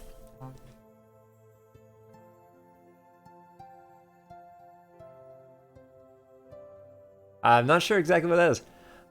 A boon of my breath. I don't want to speak for fear I rouse your wakeful daddy. I was startled when he broke into loud song. He had a nice voice, but the accent got about 10 times worse. Cuts the blast upon me cheek, oh rise, my bonny lassie. Well, she's opened the door, she's let him in, she's cast aside his dreeping plaid. Blah your worst, ye rain and wind, since Nora know I'm here aside ye. I leaned on the counter laughing at his song. I couldn't imagine Ewan singing anything like it, much less at my window at night. Given how soundly my parents apparently slept, he might not have had to fear rousing my wakeful dad, or whatever, though. I don't think we've quite gotten to the point where Ewan's serenading me, but I'm looking forward to it if it happens. It'll happen sooner than you think, if and you smile at him like that often enough. My face went hot, and I looked away, biting my lip. You two are really different from each other. He just laughed at my embarrassment. I stared down at the countertop, chewing my lip as a little unpleasant feeling gnawed at my stomach. Looks like something's bothering you, though. Oh, it's not that. I was just thinking. Seems like it must be easier, having a family that knows and understands all this. That you have different problems to deal with and everything. I think I'm a little jealous. It's definitely helpful not to worry about having to memory wipe someone every time your head ends up in a laundry basket by accident. Oh, He's back. I seem to be better. I mean, just judging from that laundry basket crack. It actually happens? Ewan grimaced. More than it should. I just wish I could talk to my family about it, or at least Spencer. The evil twin? Why? Logan perked at that. Ah, you having an evil twin? I don't know that he's really evil. He's just angry. About a lot of things, I guess. You know, we used to be really close before everything that happened 5 years ago. It was just 5 years ago. That's the surprise. I'd have figured it for at least 10 or so. What? Oh, I just thought it would have been longer. What? What? Dad, what are you talking about? Didn't you mean, you know, when there's the switch happened? The switch? Ah, so you don't know. I guess that does make more sense now. I was a little confused for a bit there. No, wait, I am confused. What are you talking about? Oh, nothing. What you did in this cake? What you think of this cake? It's a good one for you. Dad? What? It's probably better that not. No, enough. If you people know something about me, then I need to know. Brenna probably knows, and she hasn't said a damn word. Enough. I don't care about your stupid fairy secrets. This is my life. Logan visibly started at that. Did you just say Brenna? Brenna Kavanaugh. She's been looking after Nora for a while now. You didn't know? I didn't. She's gotten involved. That's the surprise. But I'd imagine she's trying to pick another fight with the court. By helping me? How is that Please tell me what's going on. I have a right to know. He looked like he was considering that, though I didn't know what there was to consider. I didn't know why it was so hard for them to just tell me. You're a changeling. Then he said it, so simply as if it was obvious, like I should have known. I could do nothing but stare. Changeling. Changeling? Me? I mean, I considered that. I researched them, but I knew the moment I set eyes on you. You have the clear aura, though, the Fae, but under the faintly as if it's hiding under everything else, the bright mortal scent. You're a changeling through and through, I'm certain of it. Changeling. How could that possibly be? Changeling. What does that mean exactly? I stared at Logan in silence for a long time, my brain trying to fully comprehend what he'd said. A changeling. I knew what that was. I had read about them before, but that meant if I was a changeling, I couldn't even get my head around all the implications. You're sure she's a changeling? Logan nodded, having seemingly gotten over his initial reservations about talking about it. I'm sure. Her condition is all the earmarks of the unseelie work. That's why Brenna's been interested in her. I thought I felt someone talking about me. Brenna was standing in one of the back entrances, giving me a scathing look up and down.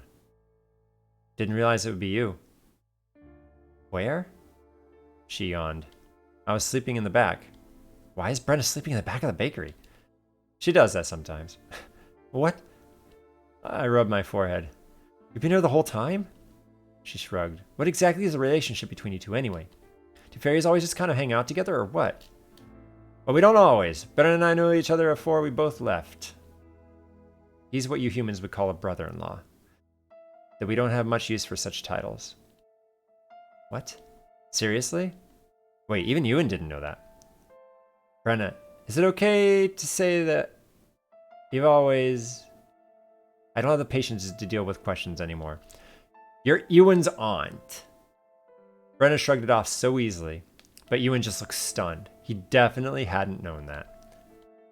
Is that why she'd just been so keen to look out for me then? Though that didn't really make sense. Ewan and I were just sort of friends, and Logan said she'd been trying to pick a fight with the court because I'm a changeling. This is way too much information, on all at once at that. I'm sorry. Can we backtrack to this changeling thing? Because I'm still a bit lost on that. I have a feeling Dad's going to walk in any time now. I've read about changelings and... Excuse me? Please spare us a summary of your readings. Humans know nothing of the activities of the Fae, or at the very least, nothing useful. The amount of books on the topic seems like it would disagree. If you're going to start boiling water in eggshells to prove yourself, it's just going to be a waste of time for everyone. I'm not going to start doing anything to prove myself. I just want to know what you people say I'm a changeling. Because you are.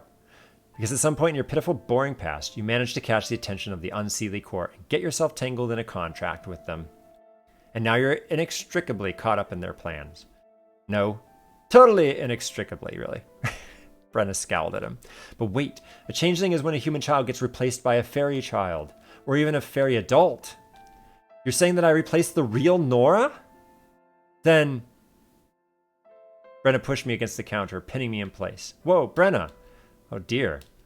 He trotted across the shop and flipped the sign to closed as Ewan tried to pry Brenna off. She slapped his hand away, keeping one of hers firmly on my collarbone. You idiot. There is no real Nora. There's only you. However, your soul and body were severed from each other long ago, at whatever point the contract was entered into. Your body is waiting for you in Fairy, and your soul is here, in this body. Why? I mean, setting aside the total weirdness of switching souls around and whatever, I believe that or not, why go to that trouble? We don't have to explain ourselves to you. Camouflage. What? Logan shot Brenna a look as he lowered the blinds at the front of the shop. I hope Dad doesn't show up looking for me. Nora, do you understand what drives the Fae to seek out humans in the first place? No, not really. Your life force. Humans live such a short amount of time, but their souls burn so bright, like a fire you can't get enough close to fear for being burned. By contrast, the Fae are like smoldering corals. We live long, but our life force is pale and weak compared to yours. With each new generation, the fire goes slowly. It's more and more fragile. We need you. We need humans to keep ourselves alive. How? Interbreeding, basically. That's right. That's why they wanted you so badly when you were born. And again when your Fae traits asserted themselves. They wanted Ewan? Wait, Allie said something about that, didn't she? For quite a while after after the incident that made us realize I actually was fully Fae, there were a few attempts to drag me off to Fairy. Yeah, I remember Allie did mention that briefly. She didn't really go into much detail. But I'm still struggling to understand how all this relates to me being a changeling and having my soul in a different body or something. Because we struggled to not be discovered. Because humans learned to detect our replacements and they would murder them, raid our hills, curse us until we gave our children back. Children we needed. Children you kidnapped? So we needed better ways to hide, just until our changelings were mature. Just until we could safely bring them back to Fairy without them being hunted down. Infants don't wander off on their own. So if one goes missing, people notice. But adults? He shrugged as if it didn't matter one bit, though he was right. If an adult ever, or even a teen wandered off, people would look, but it's not like they'd necessarily suspect a kidnapping. So they stole my body and stuck my soul in a different body to hide the fact they kidnapped me? And if I'm in some kind of contract, why don't I remember? It's not just any body that you're in, it's a fairy's body. And with your soul sheltered in the human world, your body can grow and mature without any negative impact on your life force. Ewan preempted my question there. Humans that stay in Fairy for long periods are slowly impacted by the high levels of Fae magic. They become more and more fairy-like over time. I assume that means it could decrease the potency of your life force if you were to grow up there and defeat the purpose of taking you there in the first place. So it's basically a widespread conspiracy on behalf of the fairies to kidnap as many human kids as possible, without it being detected until they're old enough for no one to care if they go missing, or at least until they're old enough for people to not look so hard. So you can use them for breeding. No one spoke. Sounds like you're all just justifying this, like you think it's fine. You're standing calmly telling me I was kidnapped and that I'm in the process of being kidnapped. Now, it is interesting, too, because there was mention that the fairy do things that we would consider apprehensible, and vice versa. It's normal for us to do things where the fairy, where like they would think of it as significantly a problem. So this kind of makes sense where the fairy are like, yeah, we kidnap humans. So what? And we're like, how could you even conceive that as being an okay thing?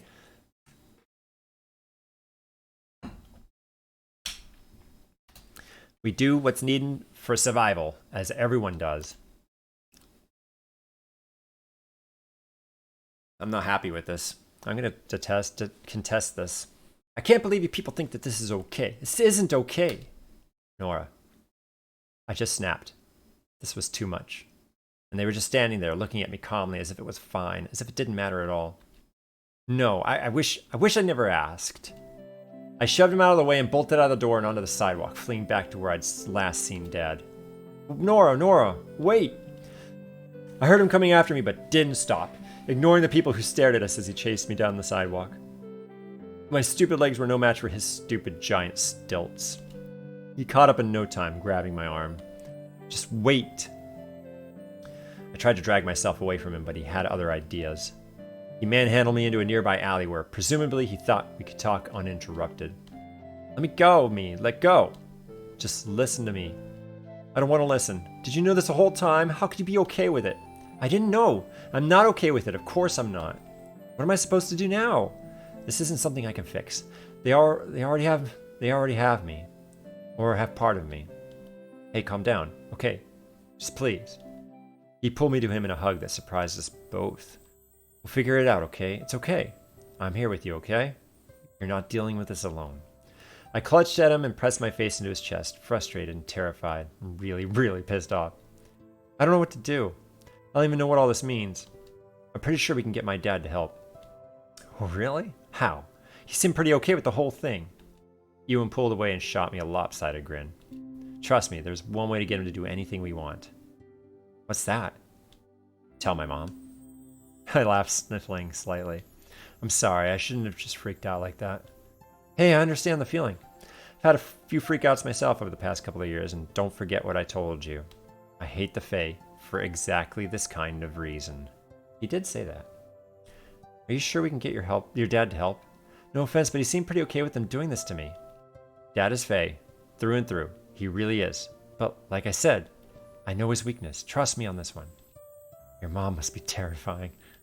No, she's actually really sweet and quiet, but she has my dad wrapped around in her little finger and always has. And if we threaten to get her involved, he'll cave. I get the feeling we've had to do this kind of thing before. You learn a few tricks growing up with a father like that. Come on. He took my hand and led me back toward the bakery. I let a long, shaky breath and followed. What if there's nothing we can do? There is. There has to be. I squeezed his hand tightly and tried to keep up. Ewan squeezed back and pulled me closer as we stepped back to the door into the bakery. I cast a worried look over my shoulder, really hoping Dad didn't show up looking for me for a while longer. That was fast. So I was thinking, maybe I should go ask Mom what she thinks about all this. The change in Logan's expression was dramatic. Brenna just scoffed, but Logan definitely knew that path spelled his doom or something equally dramatic. He looked around wildly as if Ewan's mom would be summoned on the mere mention of asking her about it. No. Please don't do that. Please. Then. Well, there are methods. Methods. If you can figure out the terms of your contract. You mean the contract I don't remember because my memories of it were sealed? That contract? There is a ritual. Brennan was silent the entire time, just watching us, not saying a word. I wasn't sure I liked that at all. When you say ritual, it makes me nervous. Jeez, this started out an errand for a cake, and now all this. I was never going on an errand for Dad again. It's safe enough. Usually. Usually? You're not doing something unsafe? The entire situation is unsafe by your standards, Ewan. By any reasonable person's standards. We're not reasonable people. We're Fae. So are you. But you are human. You are not. You're human. You don't even belong here in the first place. Well, I am here. Not really because I want to be. So if you don't like it, why don't you help me? Because I don't have to? I'm helping her. Come on. Why be all coy about it now? You've always been a bit disrespectful, not to mention ungrateful brat. You were looking out for her because of Ewan? Brenna didn't answer, but looked away, still frowning. Her lips had set into a decided pout. If you don't want to try to break the contract, you should know that it is... If you want to try to break the contract, you should know that it's not easy to do it right. And even if we do it, they may not just easily let you go. Just because we force them to return you, it doesn't mean they won't try to get you back. I'll have to worry about that when that happens. Fairies are tricky, little human. You shouldn't trust them too much. Oh, don't worry. I don't trust you as far as I could throw you, but still, I don't know who else to turn to. Perhaps we should meet up tonight. Why tonight? Why not now? Not really thrilled about having a fairy inside me right now. Technically, you're inside. No, stop. I'm not in the mood for technicalities. I'm here against my will. Whether I'm in her body or she's in mine, I kind of feel like it's about to have some creepy alien bursting out of my chest. I'm not okay with it. Aren't you here in town with your father? Yeah. You understand that with this ritual, the fairy whose body you're inside of is going to have to go back. And you? Your body will be returned. This is just a guess, but I'm assuming you won't be returned here. Obviously, they'll return it back to the place they took it from. That's what's fair. None of this is fair in the first place. Let's just brew up some foxglove tea and dump it on her head. Enough, Brenna. We don't want to kill the girl. Kill me? Oh, don't be such a crybaby. The risk is minimal. Easy for you to say when the risk is for me, not you. If you think there's no risk at all to us, you're mistaken. We're both exiles, after all. We've managed to live peacefully so far. Doesn't mean you turn a blind eye if we cross them. We'd be fooling ourselves to think you'd keep an eye on us. He shot a quick glance Ewan's way. And those we love. They can do what they like. You don't have a wife and child here. I'm hardly a child. You are a child. You are both children. Logan just sighed, and for the first time I realized this wasn't just about me. I hadn't really thought about the fact they might be taking a risk by telling me all this, or by helping me. I didn't like that, but I also didn't like the thought of being kidnapped by fairy body snatchers. There's a time for this, and there's a time for these things, Nora. The ritual needs to be performed at night, otherwise it could be dangerous. Unless you want to die. Yeah, not a big fan of dying either.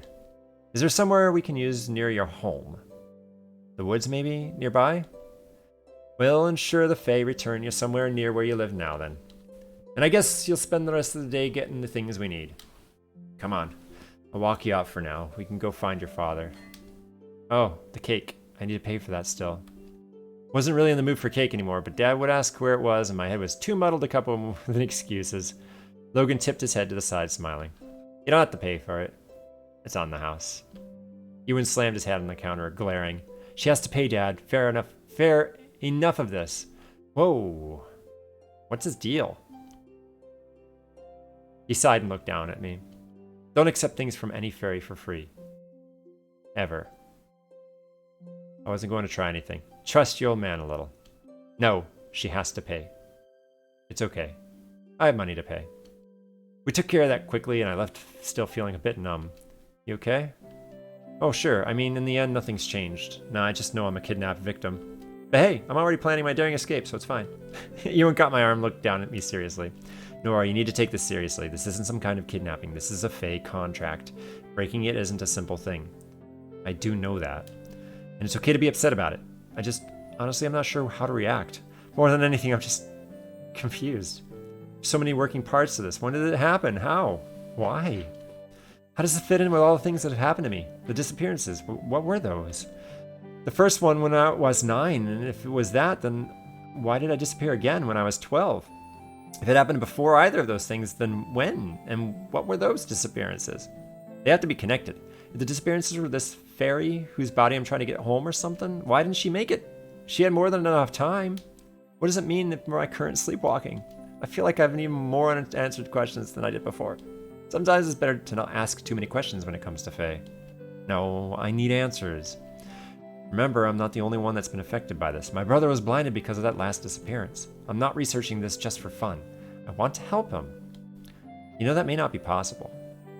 But I'm gonna try, especially if what happened to him was because of me. Ewan sighed. I'll help if I can. We'll get it figured out. Glad to see not all fairies are bad. Glad to see not all fairies are jerks. I mean, you don't have to agree, and I'm not saying all Fae are trustworthy saints, but you're also Fae, so... I flushed and looked away. Ewan hesitantly reached toward me, turning my head back to him as he tucked my hair behind my ear. I guess I'm glad to hear you feel that way. Well, I wasn't sure about you for a while, but I guess you're okay. Don't get full of yourself. I definitely wasn't sure about you either for a while. Hey, there's nothing wrong with me at all. Well, once you get used to that smart mouth of yours, you're not that bad. I made a face at him. I'll text you tonight when we're ready, and I'll be waiting for you when you're able to sneak out, okay? Sure. He left me there finally, and I went to track down my father to make sure he'd kept the bargain and hadn't gone on any weird pudding rampages again. The rest of the day was a bit weird. I spent it just trying to get through everything and what happened, just trying to sort through it all. In the end, there wasn't a whole lot I could figure out on my own. The best I was able to make out was some sort of timeline of the events I knew that had happened. What I couldn't work out was where this changeling thing fit in. The most logical conclusion was that it had happened before my first disappearance.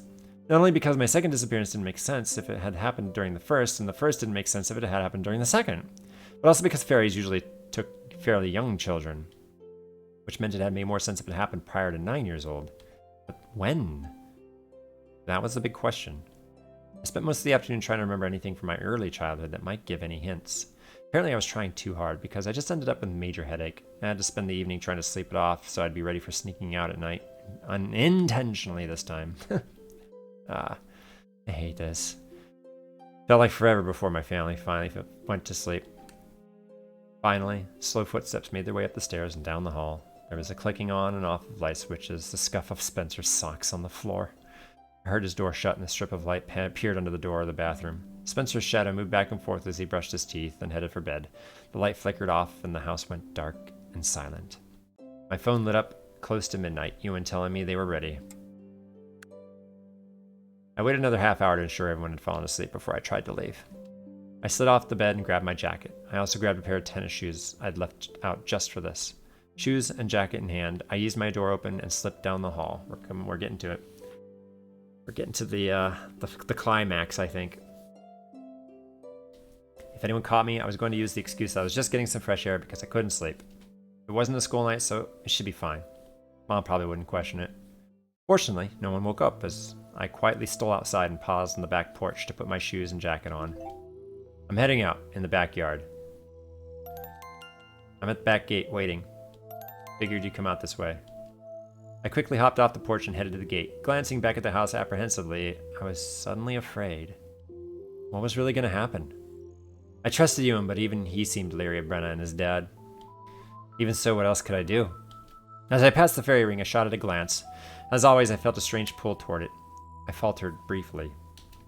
If I looked at it just right, I could almost see... No, I couldn't get distracted. I quickened my pace and let myself out the back gate. Shadow moved close by, and it was Ewan. Hey! Hi. Come on, let's do it this fast. They're not far off. He led me down the back path to the trees. I followed behind him silently, really hoping this turned out okay. I was nervous about sneaking out. It was a little strange because I'd done it so many times already. It was just that usually I didn't worry about things getting into trouble or getting caught because I was asleep. This time, though? Not that I needed something else to worry about. My foot came down on some wet leaves and I nearly let out a shriek as I slid a few feet and crashed into Ewan. We both staggered forward, but he managed to catch himself and me before we hit the ground. Sorry. I was speaking in a whisper, but my voice sounded so loud in the cold night. It's okay. He took my hand and squeezed it. Are you scared? Only completely terrified. I want to get this over with. Just a little while longer. We headed deeper into the trees and soon the lights from the house had vanished. It felt creepier than usual. It was so dark and the woods were silent. More so than usual, as if everything was waiting for whatever we were about to do. I moved closer to Ewan, more unnerved than ever. We didn't walk far before I heard singing. I tensed instantly, and there was always singing in my dreams. Faint, beautiful, ominous. This was different. How to say... Ewan was a rovin' boy, rantin' rovin', rantin' rovin'. Ewan was a rovin' boy, rantin' rovin' Ewan. You'll have misfortunes great and small, but a heart aboon them all. He'll give his daddy's name a blaw, we'll all be proud of Ewan. I shot you an amused look in the dim light. Some of my apprehension evaporated as I recognized that voice. Ewan, on the other hand, looked very unamused. That is not how the lyrics go. I had no idea what the heck his dad was up to, but we didn't walk much further before we hit a small clearing where he and Brenna were waiting. It looked like they'd been busy. I could just make out the mark on the ground. It looked like a rough circle with a star inside. I counted 7 points. Brenna had a large thermos in hand, something that kind of broke the otherwise mysterious feel to everything. Good timing. We just finished up, and we have a plenty of time to spare. We're on a time limit? We have a window of a few hours. We need to get this done by 3. Why? There's a bit of an upswing in magic energy between midnight and 3 in the morning. Oh, right. I think I've read about it. The witching hours or something. Right. You can do it at any time, but it just might not work as well as well, or at all.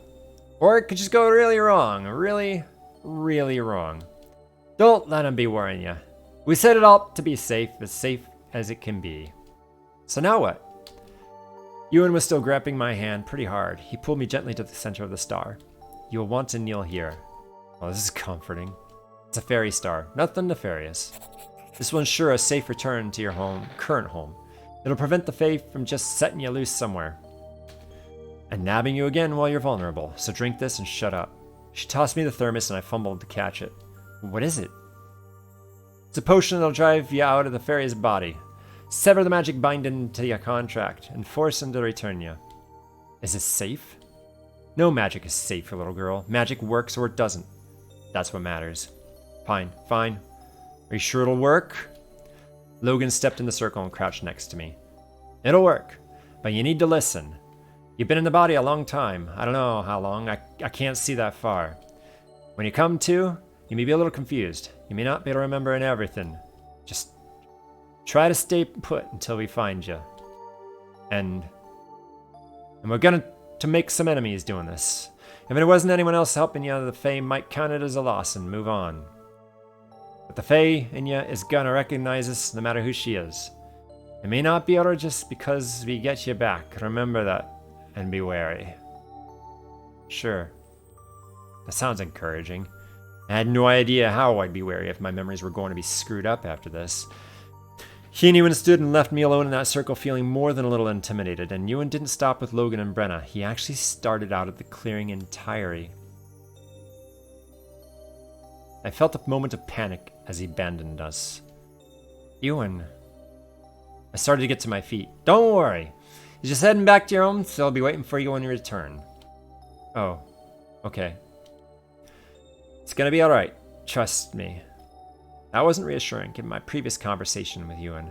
Alone, and Brenna, and Logan, I shivered again, though it wasn't because of the cold. Alright, Nora. It's now or never. I looked over at him and then down at the thermos. I didn't really like the idea of drinking some weird potion. Do I really have to drink it? We could douse you, but, well, this won't be completely pleasant either way. Be drinking it will ease the pain somewhat. You neglected to mention this is going to be painful. Logan smiled awkwardly. We're trying to make it as easy as we can. No, it's fine. Just get this over with.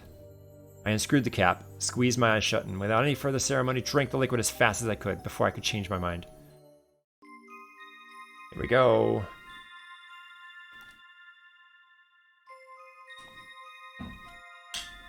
The potion hit my stomach like lead, and I barely swallowed it all before coughing as my throat started to burn. Even with my eyes shut, the world seemed to spiral and whiz around me, and I wanted to double over and retch, but I was worried if I did, I would fall down and never stop falling. I was trapped, floating in a deep, dark place, surrounded by whispering voices that passed over me like moth wings. I swirled faster and faster. Up was down, left was right. I had no idea where I was. It was a soft whisper, angry, frantic. My eyes jolted open as if I had been dreaming and tripped down a stair. One moment the world was nothing but darkness, and the next I was standing, staring up at the stars. What? Where? Why was I outside? I didn't remember. I looked around worriedly outside night. I glanced down at myself, dressed like I'd been hiking or something, but at night? I glanced behind me at the unfamiliar path that led up to an unfamiliar row of houses. Where on earth am I? Oh. Put a hand on my head. Everything was so fuzzy, so weird. So now I'm back in my real body, but in a different place, like from 10 years ago? I started up the path because, well, my only other option was the woods. There was something familiar about one gate, partially open. I peered inside and that's right, this is the new house. How could I have forgotten that? I stepped inside, still unsure why I was outside at night, but two arms snaked out of the darkness and wrapped around me. Nora! Let go! I tried to yank myself away from the assailant I couldn't even see. He held me tightly against his chest. Nora, you're right. Who was this? Is it Ewan? Let's just desperately try to escape. The tall, terrifying figure held me close as I struggled away from him. He wasn't holding me too tightly. I managed to twist out of my grasp and throw a wild kick at his shins as I staggered away from him. Who are you? You really don't recognize me. Am I supposed to? The stranger took a hesitant step toward me. For a second, he reached out and I flinched back. The stranger stepped back as well, his hand dropping to his side. I looked up and caught sight of the sad look on his face. I asked who you are. Dad did say your memories might be a little hazy at first. I didn't expect you to completely forget me. Now that I was really looking at him, he did seem somewhat familiar. I put a hand in my head as I tried to remember. Why was it so hard to remember? He was this person was... We moved and there was a club and we were reading Shakespeare. Yorick? I don't know why that was the first thing that came to mind. I mean, that's stupid. No one's gonna name their kid Yorick. The stranger closed his eyes as if summoning up all of his patience. You've been through an ordeal, so I'm going to ignore that. This time... Ewan also hated. Wait! The realization hit me like lightning. Suddenly everything rushed back at once. The club, magic was real, I was a changeling, and... Ewan! Relief washed over Ewan's face. You remember me now? Of course I remember you. I mean, I forgot there for a few minutes. But yes, I remember now. The fact that I'd forgotten him so completely was actually sort of terrifying. You okay? I think so. My head's still a bit fuzzy. How much do you remember? Hard to say. If there's something I haven't remembered, I'm not going to remember that I don't remember. He rolled his eyes at that. What? It's true. Do you remember about the ritual? Ritual? There were hesitant flickers of some kind of memory when he said that. Brenna in a clearing, holding something. 7-pointed star. Right. I sort of remember what happened. You left and I drank that thing. Everything was burning and I heard voices, then I was here. Wait, did you see them return me? I was hiding, just listening. I didn't want to push my luck and deal with however many of them showed up. I placed a hand at my chest, looking down. I don't really feel any different. Ewan reached a hesitant hand out and picked up a lock of hair. Your hair's longer. I patted my head and ran my hands through it myself. Whoa. He was right. It was way longer. Guess the Fae aren't much for haircuts. I'm so glad you're okay. Yeah, well, I mean, me too. I don't know how to thank you for this. Without you and your dad, I would still have no idea what was going on. More my dad than me. Not true. Not true at all. I don't feel like I did much to help. You've helped me repeatedly. Oh my god, just accept the thanks already. Jeez. Ewan smiled slightly. Fine. You're welcome. That's at least 2 coffees you owe me. No. Alright, challenge accepted. Why don't we meet tomorrow? Today? Whatever. What time is it even? Very, very early. Strangely, I didn't feel tired at all. So... coffee? Ewan grinned slightly, taking a step closer. 2 coffees? In one day, you're totally going to stunt your growth. At least mine isn't already stunted. I glared up at him. He likes poking fun at my height. The only reason you're not so short is because your dad is also a giant. My dad is normal sized. I hesitated. Will you help me figure out how to pay him back, and Brenna? I feel like I should. I think it's probably wise. A sudden shaft of light hit the both of us as I whirled around. Someone's awake. Get inside, now. He bolted across the backyard and watched him for a split second before I slipped inside quickly and tore my jacket off. There was absolutely no hiding that I was fully dressed as I sidled behind the island just as Spencer came down. Nora. I paused with one hand on the kettle and one reaching for a mug. Spencer squinted at me in the dim light. Is that you? He stood at the foot of the steps, tired and confused. His hair was mussed and he looked like he was still half asleep. Who did you think, Santa? What are you doing? Couldn't sleep. Was about to make hot chocolate. Spencer stood there still, staring at me for a long time. I expected him to ask why I was dressed, but he just started back upstairs. Whatever. I'm going back to bed. Good night? He was gone before I'd even finished speaking. Hope he didn't notice the hair. I had to wear it up for a few days so Mom wouldn't notice, or at least until I can get it trimmed. It was nearly past my waist now. I leaned against the island, glancing at the clock. I should probably wait a bit before going up, long enough to have feasibly made hot chocolate. A shadow flitted across the stairs and I started, staring with wide eyes. A small shape stood and a strange creature crept out of the shadows. Aw, the brownie. I'd forgotten that as well. Shh. I put a finger to my lips and it mirrored me. That's right. It looked at me for a moment and then vanished down the hall with that sound. After about 20 minutes, I crept back into my room, shoes and jacket in hand. I was still piecing things together. There were a few holes in my memory still, faces without names or names without faces, but it was starting to come back to me, the important parts anyway. I remembered the club, and I remembered my research. I remembered the conversation where Logan told me I was a changeling. My phone buzzed in my hand as I tried to figure out what was still missing. Ewan. I opened the message quickly, hoping nothing had gone wrong on his way home. Home, are you okay? I'm fine. Just Spencer. Figures it would be the evil twin. Everything okay? Yes, we're fine. I think they got that backwards. It should be purple, then gray. How's the memory? Not sure. Getting better, though.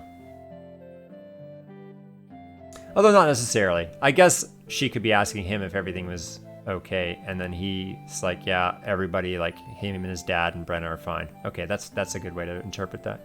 Not sure. Getting better, though. Won't assume anyone else is a kidnapper. Probably. Lucky them. Things were tumbling back into place bit by bit. Ewan and I continued to text until the sky grew faint with watery light. We slowly went over everything that had happened since I moved back. Some things I recalled, others I didn't. Ewan reminded me about the Spriggan. I'd forgotten about that. And that weird bridge, the way I kept having strange feelings underneath it. He reminded me about the sleepwalking, how it was probably the fairy whose body I was trying to get me back to fairy. And he reminded me that even now I should be careful. As I finally snuggled back into bed, there was still one part of the conversation replaying in my head. Ewan was gently reminding me that in spite of everything, I may not really be normal anymore. I had spent at least 5 years in fairy, probably much more. All that exposure to fairy magic had undoubtedly changed me. At best, I would retain sensitivity to magic and probably the ability to use it. At worst, I wasn't even human anymore, though I wouldn't be fae either. He said he'd be able to get a better feel for it when we met later in the day. I wasn't sure how I felt about that, to be honest. On one hand, if I was suddenly shut out of the club, shut out of all this, I'd feel, I don't know, it would be weird. I think I'd miss it in a weird way, but at the same time, it would have been a relief as well. As it was, I was getting warnings to be careful, to remember that the Fae weren't gone. They'd just given me back. And it didn't mean they wouldn't try to take me again. And that I might not even be human anymore. Which I kind of accepted that, but now it felt weird all over again. Threw an arm over my face. I felt confused and frustrated, and like I hadn't had time to properly absorb any of this. It all happened too fast. I just needed time to decompress, to think about it all, write it down, and just really think about it. I dozed off some time after that. My dreams were a jumble of voices and darkness, hearing people calling for me while I stumbled around, unable to find them in the dark. There was a large, strange space, open, echoey, with lights and dazzled my eyes. Singing voices. All around me was the scent of earth and moss. Abruptly, the lights faded, and I was left in empty darkness with silence echoing around me. From somewhere, I heard the sound of a single bell ringing. And then I was awake, staring at my ceiling in the bright morning light. So it's the 24th of October, so not quite Halloween. Though I barely slept, I didn't feel tired. The opposite, I was jittery and energetic. I felt strangely nervous, but at the same time, it was like a weight had been lifted. A weight I hadn't even known I was carrying. I spent the morning on the phone with Allie. I hadn't touched base with her at all the previous day. I was about to comment on that. Much to her displeasure now that I was finally filling her in. Are you kidding me? How could you not tell me any of this yesterday? To be honest, it's still a bit fuzzy, but I think I just spent the afternoon kind of in a daze. I mean, I suddenly find out I'm a changeling, but there's a method to fix it, and I don't know. I didn't even think about it, to be honest. Well, think about it next time. Yeah, next time. Hope there's not a next time, thank you very much. Besides, I'm not sure Logan and Brenna would have let you be there. They were weird about me being there, and I was the one getting help. Yeah, they shared a pretty big fairy secret with you. I bet they weren't happy about that. They indicated others might not be happy about it either. Logan apparently wanted to wipe my memory of the ritual too, but Ewan wouldn't let him. Not surprised, fairies and secrets. You should keep doing that barrier we taught you for now. Even if we don't have to keep you in anymore, now would probably be a good time to keep the rest of them out. After that, we agreed to meet up at the courtyard. Allie told me I could get there through the cafe. I managed to badger the keys from Spencer so I could head into town alone. I had to park a couple blocks from the cafe, but I didn't mind too much. It was a nice day and I enjoyed walking. Or would have. But I can still see them. All the cryptics lurking around. The drifters and what have you. I could see them all. So I'm really back to normal, am I? I wasn't sure why I was so disappointed by that. I probably would have been as disappointed if I'd gone totally back to how I was as well. Probably more than disappointed. Scared. I'd still know they were there even if I couldn't see them. And somehow that might be worse than still seeing them, but I don't know. There's a kind of finality to it now. I wasn't normal. I would never be normal again. But I should be normal. I would be normal if it wasn't for what the Fae did to me. I guess that's what's frustrating me. I just felt weird about the whole thing, really. Weird. Mixed up. And still a bit frustrated, as if I was being honest. I sighed and tucked my head down as I waited for the light to return so I could cross the street. Someone smashed into me from behind, nearly sending me flying into the street. I don't have time for them. I steeled my jaw and refused to look behind me. I didn't want another surprise confrontation with the cryptic that had it in for me. Besides, if I ignored them, maybe they'd just go away. The light switched right after that, and I darted across the street without looking back. Fortunately, the cafe was not even a block from where I was. Did they, bump into me and, steal my book bag or something? Without me noticing. I ran the rest of the way there, stopping only briefly to catch my breath before pulling the door open and heading inside. I let out a nearby sigh as I stood just inside the cafe. I glanced outside, but there was nothing. And no one nearby. Whoever had smashed into me at the corner apparently hadn't followed. I shot Merle an awkward smile as I headed for the exit I knew led to the courtyard. I don't remember meeting someone named Merle. He grinned in response. We're going to start charging for the use of that door. I made a face at him. I'll buy coffee on my way back through. I'll hold you to it. I waved as I stepped through the courtyard beyond. I entered the courtyard to find a surprising number of people there. Danny, Elliot, Drayson, Shelley, Ewan, Allie. Way more than I was expecting, to be honest. Oops. I wasn't sure how they all found out what happened. Nora! Allie was across the courtyard and wrapping her arms around me in a fierce hug before I could even blink. Jeez, calm down. Oh my god. She squeezed me tightly and I gasped for air as I awkwardly patted her back. Ewan told us all about it. Are you okay? I am, I think. Not sure? It's just that, I could see all the cryptics on the way to the shop still. So I guess that answers the question about me being back to normal again. I'm not. I never will be. It's not all bad though, right? No. It's just I don't know. It's overwhelming all over again somehow. Still, things could have turned out a lot worse. No, I know that. I'm not upset with how things turned out. I was lucky Ewan was there to help me with his dad. I caught Ewan's eye and smiled. He smiled back, but only slightly. The smile didn't reach his eyes. I frowned, wondering if he was okay. It's definitely lucky you had people caught on to what was happening before the Fae managed to get you back to their world. I still want to know when and how all this happened. I have so many questions. Might be best to just let it go. Sometimes questions don't get answered, and sometimes that's for the best. Even I don't have all the answers about why I developed magic. But don't you want them? Surely you... I do want them. And in my case, it's not something I can easily ask. Imagine walking up to Dad and asking if he's a wizard. In your case, it might be dangerous. You managed to get away mostly unscathed. From now on, it would probably be best to not get involved in fairy matters. Well, to be fair, I never wanted to get involved with fairies in the first place. I shot you in a sheepish look, instantly realizing how that sounded. No offense. He just shrugged slightly. Still, at this point, I think it would be smart if you stayed as far away from anything fairy-related as possible. She can't just stay awake like that. It's in her blood now, you know? Wait, did I miss something? No. She can't just stay awake like that. It's in her blood now, you know? They may not leave her alone. She can't close her eyes to that. We both looked up at him with a surprise when he broke in suddenly. He seemed annoyed. Allie frowned. She's still partly human, Ewan. I hope you realize that. She's not one of you. If she can walk away from this now, I think she should. One of us? What's that supposed to mean? She's not like you. She's not Fae. Not really. She never has been. Are you saying things were easy for me just because I got to claim I'm Fae? I'm not saying that at all. What's even wrong with you right now? If anything, you should know how hard things could get for her if she keeps poking into things. She could capture more negative attention from... She's already captured their attention. That isn't going to change. I can help her, though. I can help her through it. I've been there, and you're telling her to stay away from me like I'm dangerous. Oh my god, I'm not telling her to stay away from you. No one said that. Sounds to me like exactly what you're saying. But she said herself she's not normal anymore. So why should she pretend to be? It's more dangerous than acknowledging she is, at least in part, one of us. I don't agree with that. A bigger part of her is... Allie stopped and looked my way. Isn't it my decision how far away I should stay from this? It is your decision. But you know, the rest of us have been there too, not just Ewan. And I can promise that some of us would definitely have kept our distance if we'd had the chance. I'm telling you, there is no choice here. She can't just stick her head in the sand now that the Changeling contract is broken. And she said she still has questions, which doesn't mean it's smart to go looking for them. Why? Because all the big bad fairies in town might do horrible things to her? They already have, haven't they? Not all of us. Enough already. They both started when I finally raised my voice. You guys don't get to decide this for me. If I want answers, I'll find them. If I want to hide in the blanket fort and pretend none of this happened, I'll do that too. Stop arguing about me like I'm not even here.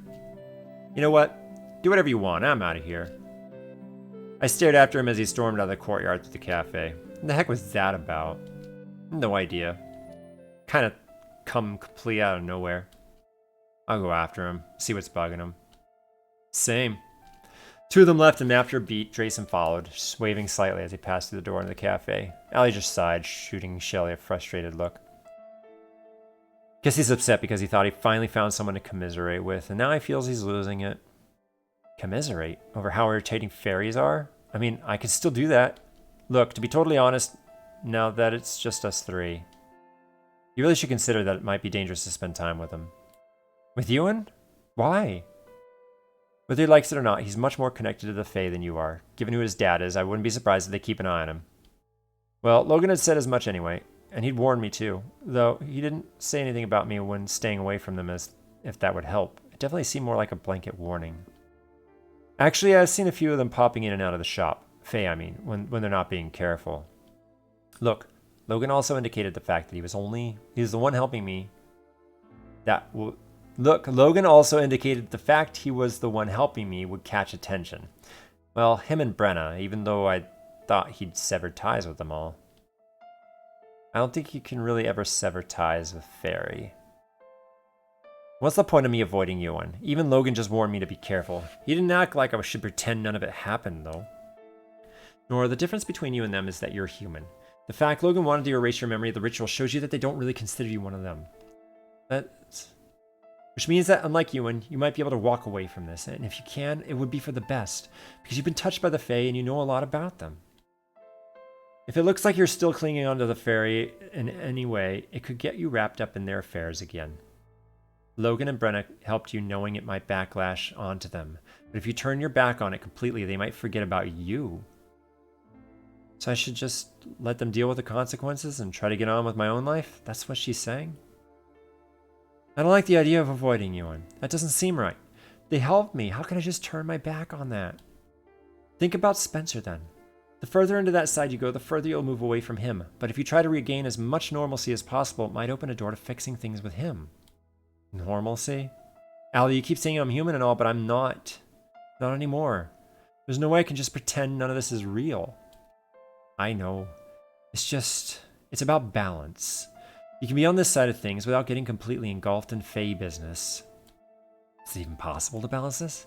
The others seem to do it, I guess, but the others didn't have Spencer, and the others weren't at least partially Fae. I wasn't sure I could mend things with them, walk away from everything fairy, including Ewan, and balance anything. Anyway, I don't want to freak you out, but yeah, if you start a sentence with that, I'm going to instantly be freaked out. I was thinking it might be wise for us to teach you some defensive magic. Probably not today, but sometime soon. Definitely before Salmon. Why before then? Well, we don't know how ticked off they are about your contract being broken. If there's a time for the Fae to try anything in regards to that, it's going to be Salmon. Okay, that freaks me out. Look, we'll take precautions. It's just that the Fae naturally gain a lot of power that night, so it'll be good to be prepared. The one mixture I gave you won't be enough to protect your entire house, but maybe we can look into spreading some other fairy banes around just to be safe. Probably a good idea. We can spread some salt around the perimeter, maybe put up some iron objects to ward them off. Now that we don't have one of them in your head anymore, it'll probably be a lot easier to resist that call to go wandering. Yeah. And we'll find time for a short magic lesson, just something to teach you some barrier spells, just in case. This all seems very worrying. Well, we could be overreacting, but I hope we're overreacting, but just in case. It never hurts to be cautious. We'll get the things together and work out a time to meet. Thanks, I guess. Okay, thanks. I really appreciate your help.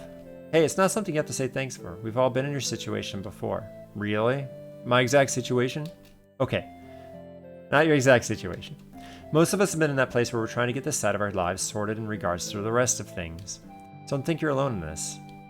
She reached over and took my hand, giving it a careful squeeze. It may not go over yet, but the situation is a lot better now than it was a week ago, and that's something to be grateful for. And there's one other thing. What's that? Spencer. The brother, right? Is everything okay with him? Well, I mean, he's been his normal cranky snooping self, but if you're worried about Spencer in the club, I don't think there's a need. Now that we know you're a changeling and not actually Fae, that means there's virtually no chance at all that Spencer is a cryptic. We can probably just leave him alone now. That's true. But that wasn't what I was going to talk about. What then? It's his eye injury. It seems more and more likely it was something related to fairies, and I just want to try to find a way to fix it if I can. He may hate me, but in the end, that incident was my fault, and I don't like the idea of just ignoring it. That's one thing I refuse to leave alone. I understand. We can make that our focus after Samhain, okay? I'll help you look into it. Yeah, look into the eye thing? Me too. Thanks. In the end, if we could at least do that much for him, I'd be satisfied. Or at least, I'd try to be. After that, Allie and Shelley had walked me to my car, and I'd gone back home alone. I was still feeling a bit dazed by it all. I'm worried about Ewan. He never came back, and I wasn't sure what that meant. I hoped he wasn't mad at me. I was just torn over what Allie had said about staying away from fairies. I didn't like that idea at all. He wasn't some sort of just some fairy. He was a friend. At the very least. And I think he'd be hurt by the idea of telling me to stay away. Maybe I should try to text Ewan. Just to see how he was doing. Maybe reiterate my gratitude? But I didn't reach for my phone. I wasn't really feeling up to a conversation. Actually, I've been feeling kind of gross ever since I arrived home. I don't know if it was all the stress catching up to me or what. So I was flopped on my bed with my journal nearby, trying to flip through all my notes on fairy banes. I was struggling to focus, though. I stared down at the scrawled code covering the pages and traced my fingers over the swirls. Mine is Spencer's language. I sighed, wishing the times we'd been close could come back. With me stuck as some kind of fairy hybrid and Spencer just a normal human with every right to be suspicious of me and my weird school club. Those times might never come again. It was frustrating because there had been a time we both had seen and experienced weird things. A time we both... I frowned and sat up mulling over that. There'd been a time we shared this stuff. A time we'd both seen these kinds of things. They had said it wasn't terribly uncommon for children to see Fae, but Ewan also said it was strange for a 12-year-old to still be able to see them. We assumed that. 5 years ago, Spencer saw something Fae-related, and that's why his sight was stolen. That would mean it wasn't some chance sighting. It would mean he retained his childhood ability to see Fae. What if the only reason he couldn't see them now was because his ability to see them was damaged from the sight and his right eye was stolen? If I'd ever become a changeling, if none of this had ever happened 5 years ago, would Spencer and I still be able to see fairies? Would we still have that kind of supernatural sight? If that was the case, then we really were never normal to begin with. I flopped back on the bed. Thinking about it made my head hurt. There was no way to know what might have been, only what had been. Still, Allie might want to try to walk away from all this, but she might be forgetting that our connections to the Fae went deeper than just Changeling situation. Even Shelley said that could be the case. We saw them as children. I was targeted by them back then. We'd definitely been tangled with them for a long, long time. Walking away from them might not be as easy as Allie hoped. Chapter 7. Hangover.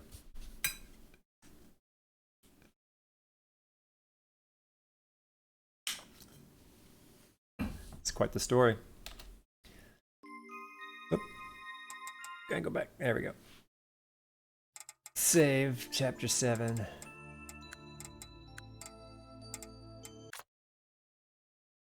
I wasn't sure what woke me up.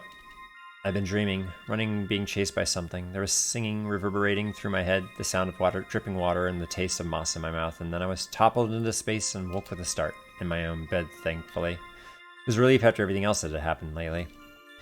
But then I lay there for a long moment, staring at the ceiling as I tried to work out whether the dream woke me up or if I had heard something in real life.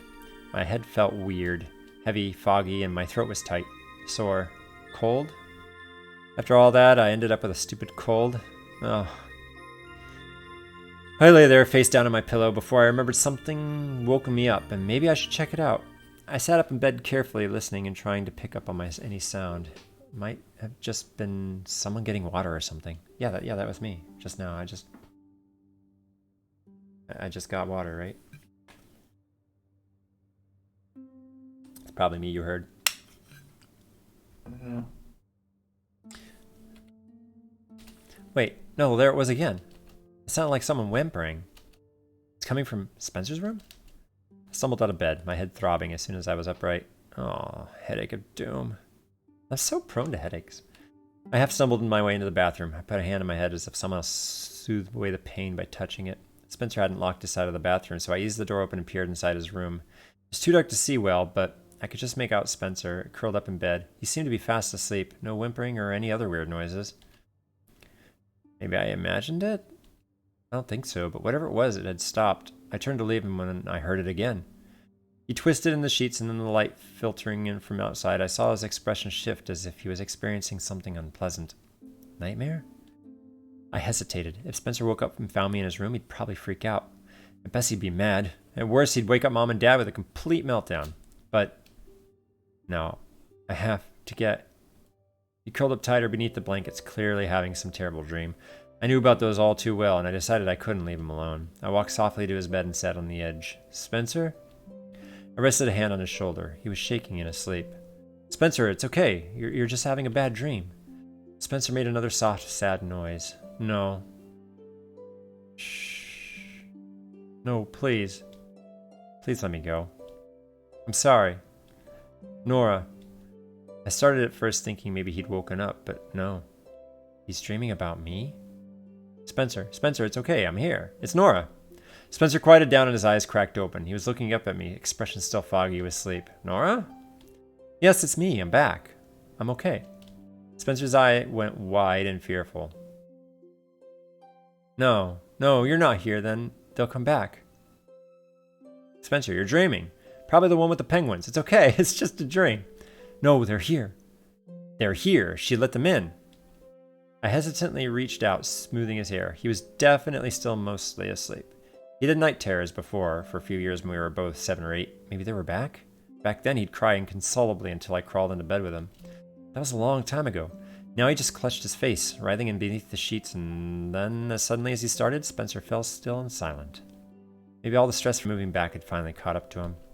He didn't wake when I touched him this time, and seemed to have completely fallen back into sleep, deep sleep. I suddenly remembered how fragile he was underneath all that anger. He'd always been emotional and easily upset. And clingy. He'd followed me around so much when we were kids. I guess it was nice to know that when he was half asleep, he could still rely on me a little. I gently rearranged the blankets and pillows, tucking him back into bed properly. He had night terrors after the incident 5 years ago, too. For a little while, seemed like stress was always the catalyst. Though if that was true, what was the catalyst when they started up for the first time? I sighed. That was a brain teaser for another night. My head was still pounding by the time I made my way back to my own room. I was almost too tired and dizzy to crawl back into my own sheets. As I did, I caught a glimpse of the time, just past 3 a.m. Ah, so during the witching hours, he gets affected? Just like I have been? I really needed to get my sleep habits back in order. That was my last thought before I finally drifted off. When morning finally arrived, I woke reluctantly to something fussing over my shoulder. My head was so horrible, pounding heavy. My eyes hurt. Nora! I tried to sit up or even talk, but my body was having none of it. I managed to roll part of the way onto my side with all the grace of a beached whale. I've been trying for Mom, but close enough. All I wanted was to go back to sleep, but I had school. I could sleep in the car when Allie picked me up and then in class.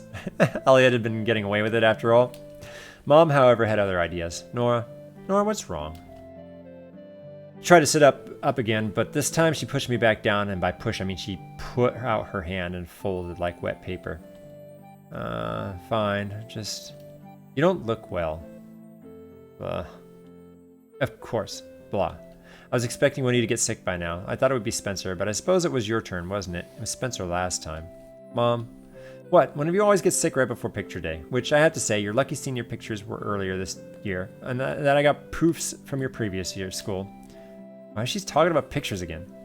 Have to get ready.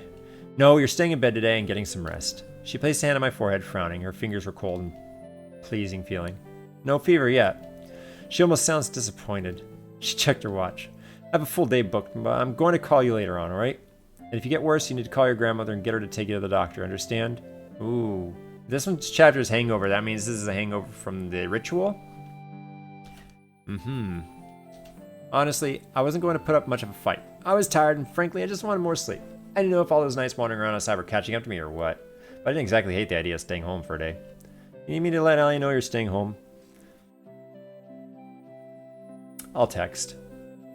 I mumbled it in my pillow, but she must have understood because she left after that. She paused in the doorway. No coffee today, but I'll bring you up some tea before I leave. I made a face. Mom's tea was cold, as always gross, too sweet and lemony. I hated lemons. I burrowed into my pillow for a split second before fumbling for my phone. Is this some kind of riddle? Sick, no school. You okay? Sick, cold. Cold? Yes. Okay. Set my phone back on the night table, or tried. I heard it fall to the floor with a soft thud, but just left it there as I fell back into doze. I was tired down to my bones, not to mention all fuzzy and heavy and woozy. Even so, I only dozed fitfully with uncomfortable dreams. I couldn't quite remember when I'd rise to near wakefulness. I missed when my phone rang the first time. I heard the second one and rolled over, fumbling for a minute before I remembered it had fallen. It didn't want to bother, but if it was Mom, she'd have kittens if I didn't answer. Much as I wanted a cat, it definitely wasn't the way. Though explaining my mom having a litter of kittens to the neighbors might be easier than one might think, given who my neighbors are. I leaned over the edge of the bed, fishing out blindly for my phone. At some point, I realized that with half my body sprawled on the floor and the other half still snuggled in the blankets, I was stuck. Dang it. I lay there resting my head on the carpet and trying to find the energy to climb all the way out of bed, then back into it. What is that under my bed? It was a strange nebulous lump lurking in the shadows there. I was reaching for it, my phone chimed again. I stared down at it blearily, then finally crawled all the way into the blankets and immediately pulled myself back up into them. That doesn't sound comfortable, knowing something is under my bed. It was Mom, texting to see if I was okay. I quickly messaged her back that I was fine. I also had 2 missed calls from Allie. Just checking on me or something happened? I quickly texted her. Everything okay? She didn't respond immediately, and I actually just started to doze off again when my phone chimed. In class, all okay? You called. Wanted to tell you I'm stopping by during lunch. Okay, why? Because I'm worried, you dork. I'm fine, really. Tickled softly, my head felt a little better, but I was definitely still kind of woozy. My throat was sticky and sore. The pain kind of lodged itself on the right side, hurting every time I swallowed. Hey, don't start talking like this. I think it'll make me feel paranoid that I'm getting sick or something. I sat up, rubbing my head. As much as I want to stay and lay in bed, I just get up and get something to eat. Maybe I could have a shower too. I forced myself to swing my legs out of bed and get up. I looked around for my slippers, but couldn't see them anywhere. The only thing I could find was my journal. My journal. I was supposed to get getting back to my research. Instead, I was sick. Great. Picked it up and dropped it on my bed, and I crouched to see if I'd kicked the slippers underneath. Probably that lump I saw earlier. Except that wasn't actually what the lump was. I very carefully pulled out something I knew hadn't been there before, because I'd checked. A little posy of flowers. I chewed the inside of my cheek as I turned them over in my hand. I definitely checked under the bed for one of these before. This one had to be new. Brownie? Was it the one placing these around the house? Double cross? I mean, I had let it stay when I had the option to kick it out. So even if the brownie had put this under my bed, that didn't necessarily mean I had nefarious motives. But it didn't have to be nefarious to cause problems. I couldn't leave these things around the house. I'll have to do another sweep. Even though I wasn't feeling up to it.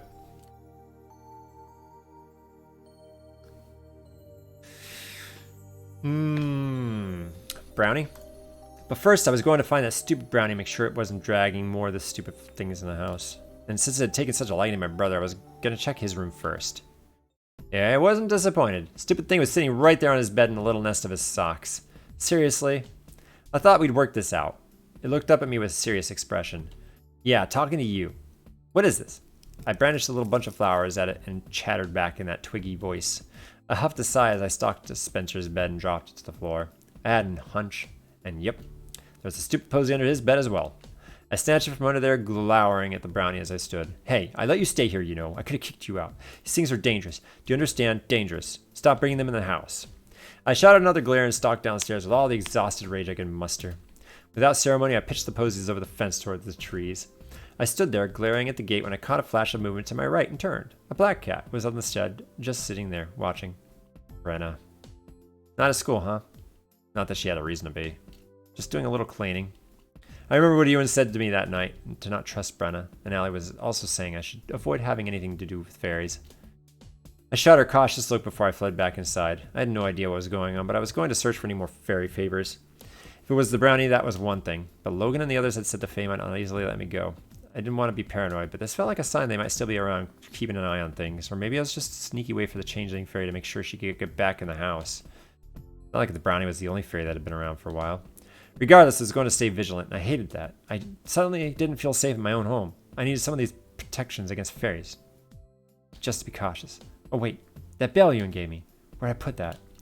I hurried back to my room and rifled through my desk drawer, and there it was, a little iron bell with a red ribbon tied around it. I picked it up and gave it a ring. The sound was high-pitched, clear, and it felt like it echoed in my head long past when the sound actually died out. With this... Maybe if I put some salt in the window ledges, that might help keep anything unpleasant at bay. And if I was just being paranoid, it still wouldn't hurt, right? Basically what I've spent the rest of my morning doing, searching for posies and seasoning the house with some of Dad's gourmet sea salt. Unfortunately, I didn't get as far as I wanted. I was working kind of slowly because I had to take frequent breaks. I had just finished Spencer's window when I heard Mom's car pull up in the drive. Shoot.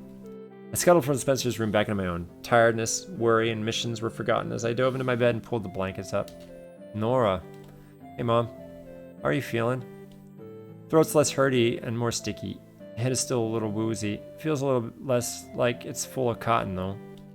Mom reached up to touch my forehead again, and I guess since I'd just been running around like a maniac, I was a bit hot and sweaty. She frowned. I should call the doctor. No, it's fine. I think you just need more rest. Probably just a cold. And you know, if I go to the doctor, they'll just be all drinking sorts of fluids. And it'll be a waste of time. I feel awfully hot, though.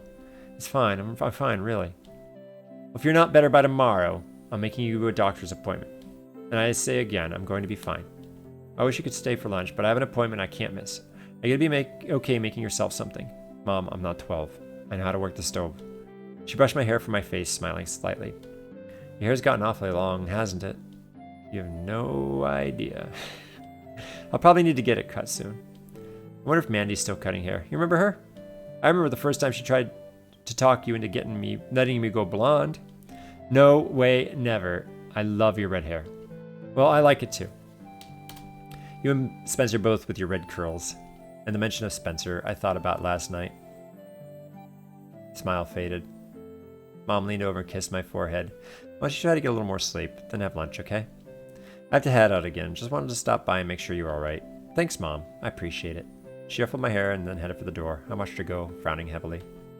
I definitely need to get this fairy stuff sorted out. I've been way too focused on how all this affected me without considering how it affected them.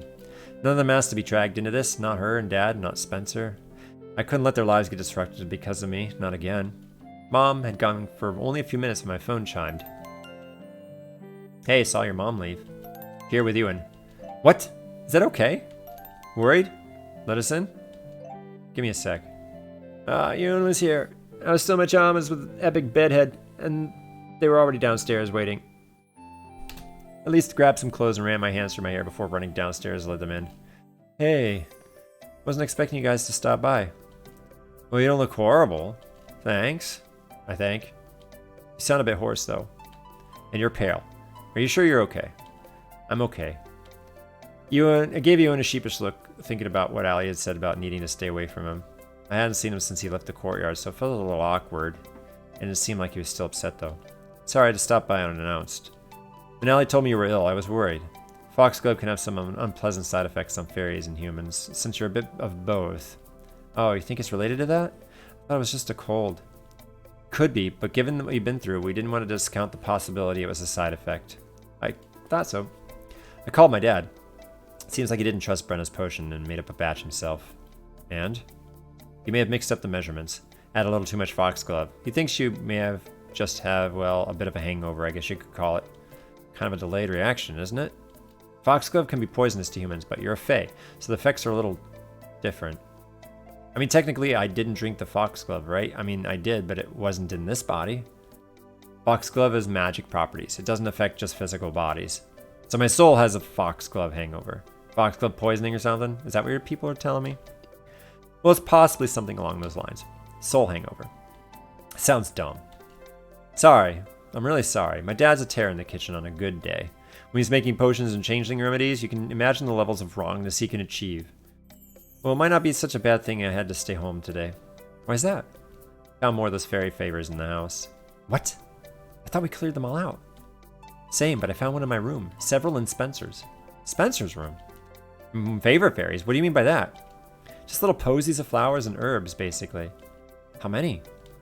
I only found a few this time, so far anyway. Well, it may not be anything particularly bad. Unless your house is specifically protected against them, wild fairies might lurk around or pass through.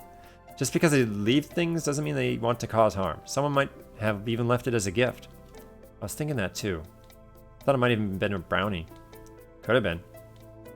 But even if that's true, other fairies can take them as an invitation. It's still best to find them and get them out of the house. Especially considering the situation. I agree. What about the fairy ring in the back? I don't know, nothing new about it really. I'm going to go check it out. She headed for the kitchen, leaving Ewan and I in the foyer. Ewan shoved his hands in his pockets, leaning awkwardly against the balustrade. Also, I want to apologize for storming off yesterday. I guess I just took Allie's advice a little personally. No, that's... I mean... I wasn't upset or anything, I was just worried. I was just frustrated to feel like you might be willing to shut me out like that after I helped you, and... It's stupid, because I didn't help you because I was hoping for anything, just... I never intended to shut you out. Look, Allie's probably right. It might be best for you to keep your distance after all this. I mean, fairies are clearly just causing trouble for you, and even if you aren't exactly going to be able to just walk away and live a normal life after this, you can at least avoid anything related to fairies as much as possible. It'll be safer. I didn't like that. I didn't like the way he was saying it. I didn't like the idea of avoiding him because of this. Ewan. Back. I sighed softly. Come on, let's go see if she found anything. The silence was heavy and awkward as I led Ewan back to the kitchen. So I didn't really find anything terrible lurking out there. I mean, I didn't really expect to, but the fairy ring definitely gives me bad vibes. As I thought, we need to get rid of it. Oh, what's that going to do to the brownie, though? Brownie's not going to like that. It's a good idea. All fairy rings can open gates to fairy, especially this time of year. It's not good to keep it around. Believe me, they'll sneak those things right up to your window and use it as a way to drag you into their world if they could. That thing was here when we got here, so at the very least, I don't think they're trying to get me or whatever. But that's no reason to just not assume they won't. That's the problem with fairies, Nora. You never know when they're just being fey or when they're being shady. And if you want to stay safe, you have to assume the latter. Yeah, but I think I mentioned before, kicking over a few mushrooms got the brownie pissed at Spencer. How can we get rid of it without, bringing a pox on the house and all that? Shelly's been looking into that. We need to find a way to protect the household before we even touch that thing, but we'll find something. Don't worry about it. I am worrying about it. You worry about feeling better and finding the rest of those favors, and that's enough for you right now. Alright, I will. We've got to get back. You gonna be okay on your own? I think so. I mean, I'm still feeling a little dizzy, but it's not that bad. Feels like a mild head cold. Well, try to take it easy if you can. I didn't know how that was going to work when I needed to scour the house for little fairy invites scattered around. Let us know if anything weird happens, okay? Anything weird? This whole thing was an unending parade of weird.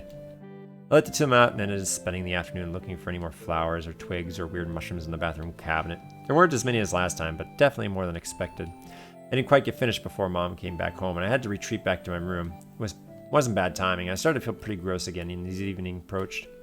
This time, before bed, I remembered to put Shelly's herb mixture back in my doors. I wasn't trying to keep myself in this time, but anything else out. And I very carefully locked both doors, just to be safe side. Regardless, I didn't think I was going to be sleeping easily until all this was over for good, if that time ever came. I did eventually try to get some sleep. It's only 5 more days till Halloween. Of course, that was when my brain decided to think about a million things. Sleep was nearly impossible. I don't know how long I flopped back and forth trying to find a comfortable spot that would entice sleep too long. I just finally started to drop off when the light in the bathroom flicked on, setting a warm glow of light up from the crack at the bottom. Rolled over, glaring that way. There was a shadow passing back and forth under the door, as if Spencer was pacing in front of it. What the heck is he doing? Door handle to my side jiggled slightly, causing me to sit up. Is he trying to get in here? In the silence, I could hear his feet shuffling back and forth and whispering. What's going on? Oh, this is not good. I gotta check it out. I hopped out of bed and paddled quietly to the bathroom door, pressing my ear against it. I listened carefully to see if I could hear what he was saying. Whispering was too faint. I set my hand on the knob and in one motion threw the door open, leveling a glare at him. He froze as soon as our eyes met. He was standing there strangely hunched, with his hands pulled up to his chin. His eyes were wide and blank as he stared at me. What am I?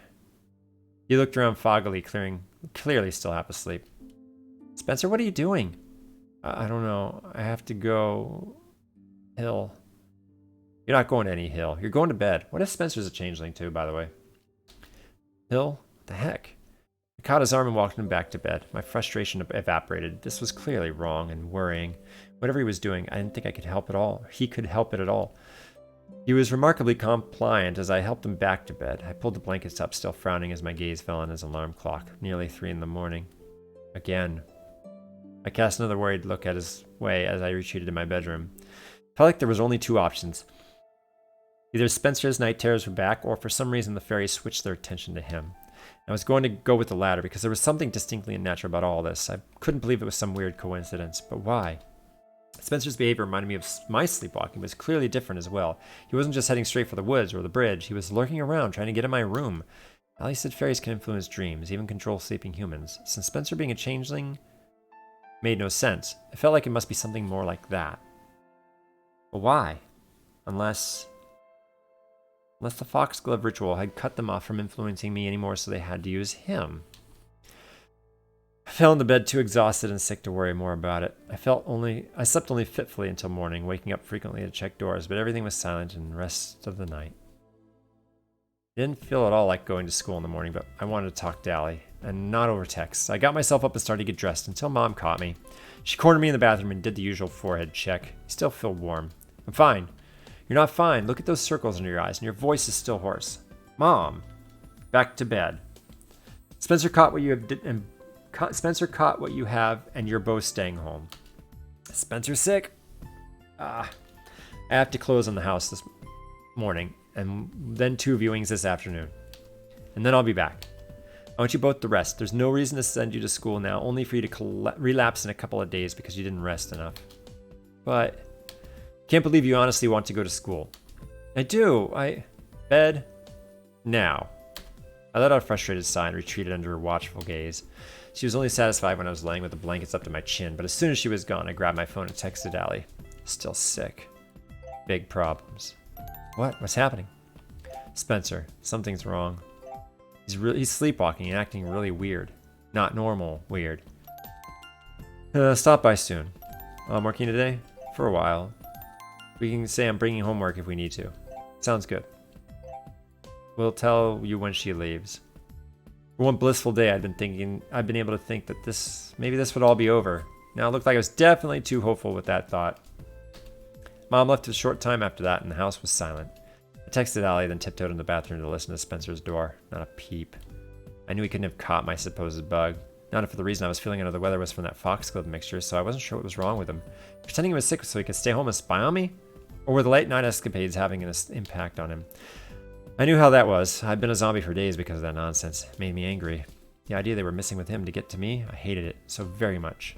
I finally headed downstairs to wait for Allie. I wasn't sure when she was going to try to stop by. Maybe I could do another sweep through the house without Spencer noticing. I decided to finally give it a shot. But for now, coffee to clear my head. I was in the middle of making that when I was hungry too. I fished the carton of eggs from the fridge, thinking I'd poach one to have with toast. I was just getting that started when I heard shuffling footsteps on the stairs. I tensed and glanced back, worriedly, half expecting to see creepy, sleeping Spencer stumbling towards me. Instead, it was just normal, sleepy Spencer standing on the bottom step watching me. He definitely looked the way he'd been feeling a few days ago. Poor guy. Want an egg? Toast? Coffee? I don't drink coffee. Hot chocolate? Tea? I'll make you something if you want. Just tea. He half mumbled it as he shuffled to his stool and flopped down. I bit my lip as I filled the kettle and set it to boil. In the meantime, I broke my egg into a little bowl and looked down at the shell. I had no idea how accurate any of the books actually were, but maybe? I mean, Brenna kind of scoffed at the idea. Still, it couldn't hurt to try, just to be completely sure. I cautiously filled one side of the eggshell with water. What are you doing? What does it look like? I have no idea. Something weird, as usual. I narrowed my eyes at him. There wasn't much of a reaction. If anything, anyone would find it weird to try to boil water in an eggshell, right? I sighed and dumped the water out before tossing the shells. I mean, I'd already decided he wasn't a changeling anyway, so it's not like I'd really expected anything. A moment later, Spencer stood and the stool scraped against the floor as he started back to the stairs. Going to try to sleep. What about your tea? Forget it. I'll bring it up when it's done. He grunted in response. How very manly of him. I leaned against the counter and stared behind him long after he was gone. and then the water started to boil, and I was distracted by my impromptu breakfast and Spencer's tea for a while. It wasn't until after I'd cleaned everything up that I heard a car pull out front. My phone chimed at the same time. Sorry it took a little while to get away. Where can we talk? Give me a sec. Thank goodness. I wiped my hands and went quickly to the front door, letting myself outside just as Allie was coming up to the porch. Hey, just wanted to stop by and give you some homework. She said it loudly, peering around me to the inside as she brandished some worksheets. I shut the door behind me and pulled Allie back toward the car. Spencer's up in his room sleeping. What the heck is going on? I don't know, he's been sleepwalking, I guess, moving around at night, trying to get in my room. I can hear him muttering to himself and whispering. All I can think of is when I was doing the same thing, but it doesn't make sense. If I was sleepwalking because I was a changeling, why is Spencer doing it? His being a changeling as well just doesn't add up. Maybe it's not that he's a changeling then. The face could still be influencing him somehow. If he's trying to get into your room, maybe you're their target and now they're just trying to use him to get to you. I had that thought as well, but why? Why try to lure me out? To try to lure me out? Drag me out by force? Either one? Both? Power is on an upswing right now due to Samhain, so maybe they're feeling particularly bold since they have plenty of time before the end of Overflow to get you back. What do we do? I told Vilos as much as I know, but you have to understand that the agency doesn't usually get too involved in fairy business. It's nearly impossible to police them anyway. At most, they might be able to offer some protection until Overflow is over. Well, they're useless. I think we might want to get you out of this house and see what happens. If you're the target, they'll leave Spencer alone and try to follow you. What if they hurt Spencer while I'm gone? What if they hurt Spencer while I'm gone? If they intended to hurt anyone, they've already done. They would have already. We can't ask them what they want, so we have to trick them into showing their hand. I don't like the idea of leaving. Someone has to keep an eye on things. We're hardly going to abandon your family and let the fate do what they want. I have an idea. One that'll let us get you to a safe place and that'll let us keep an eye on your family in case they have something else up their collective sleeve. And that plan is what exactly? To just sit tight? I need to make some arrangements, okay? Great. She handed over the worksheets she brought. Just in case you need evidence, my visit was legit. Thanks. Anxious and unsure what Ellie had planned, I took the worksheets back inside. The house was still quiet. I still feel like kind of ill, and I really wanted to be able to just rest. As it was, it didn't seem like resting was really in the stars for me at this point. I headed up to my bedroom, pausing in the door. I wasn't sure why, but it felt like someone had been in there. Spencer and the brownie were the only two options, but I was used to the brownie already. Spencer? I peeked through the bathroom. His side was open, and he appeared to be asleep in bed. Why would he have been in my room? Just normally brotherly snooping? Did that mean he was pretending to still feel bad? And I hated this. It was like we just switched from being suspicious of me to the other way around. Very suck. I went back and flopped on my bed, throwing my arms across my eyes. I didn't want this to be this way.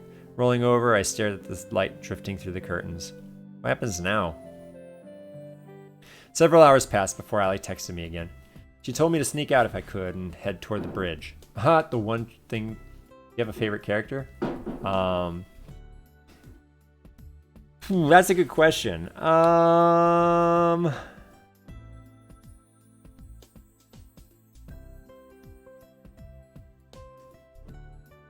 you have a favorite character?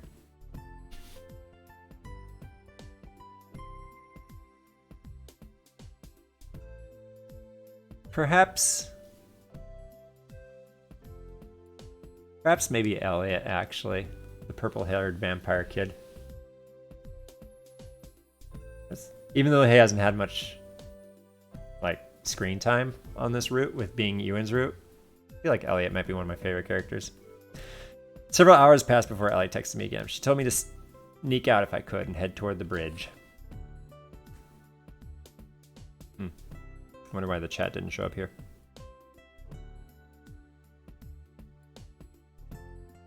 Bridge, huh?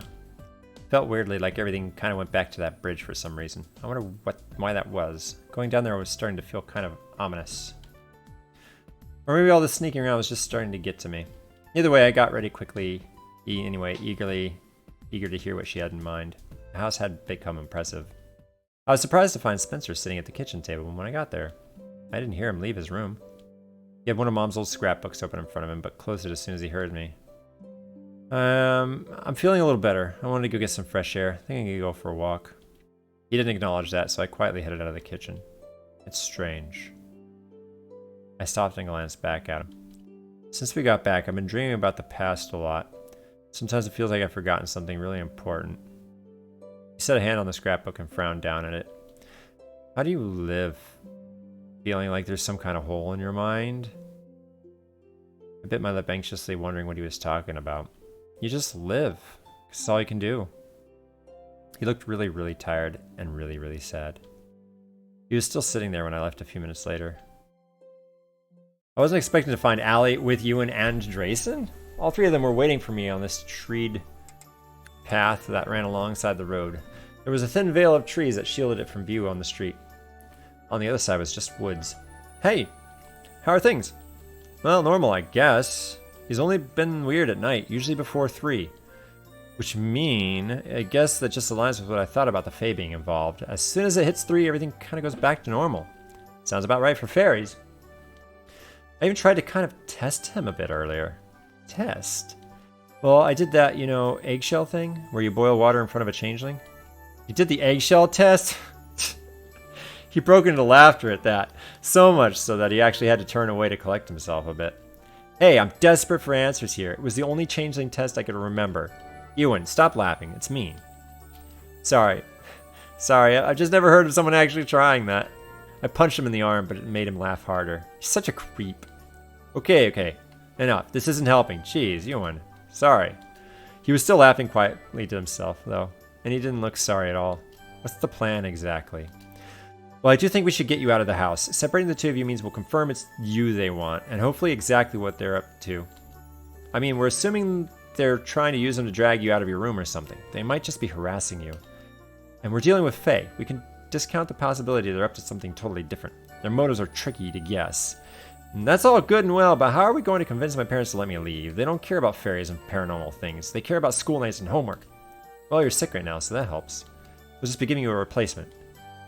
What now? A replacement? No, I heard you, but what?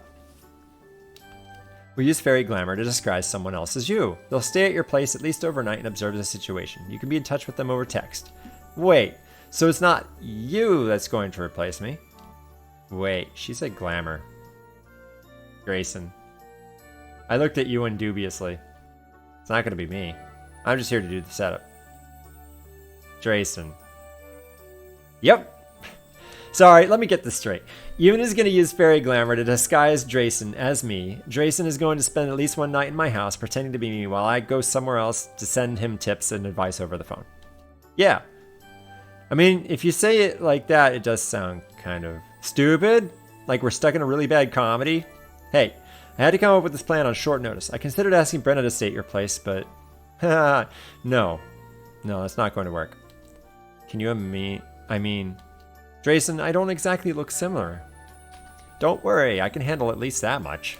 Don't say it as if I'm making him look like me is an easy task. I also brought Fairy Stone with me to help increase the magic effort.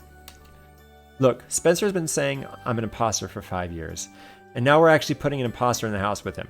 If he suspects anything, I'll be really careful. I don't know about this. Wouldn't it be better if you just stayed the night with me? You think your mom would go for that while you're sick? On a school night? No, but we could sneak you in. Think if Spencer saw that, he'd freak out less. No. Look, this isn't just to spy on him, it's to get you out of there too. I think it's really important we split the two of you up and watch what happens. It's the only way to know for sure that they're up to.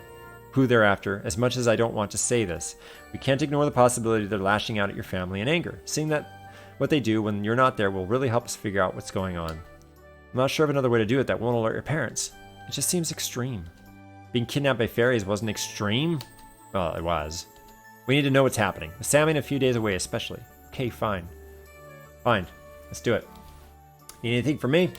Actually, we need a lock of your hair. I was just going to ask if it was a lock of her hair.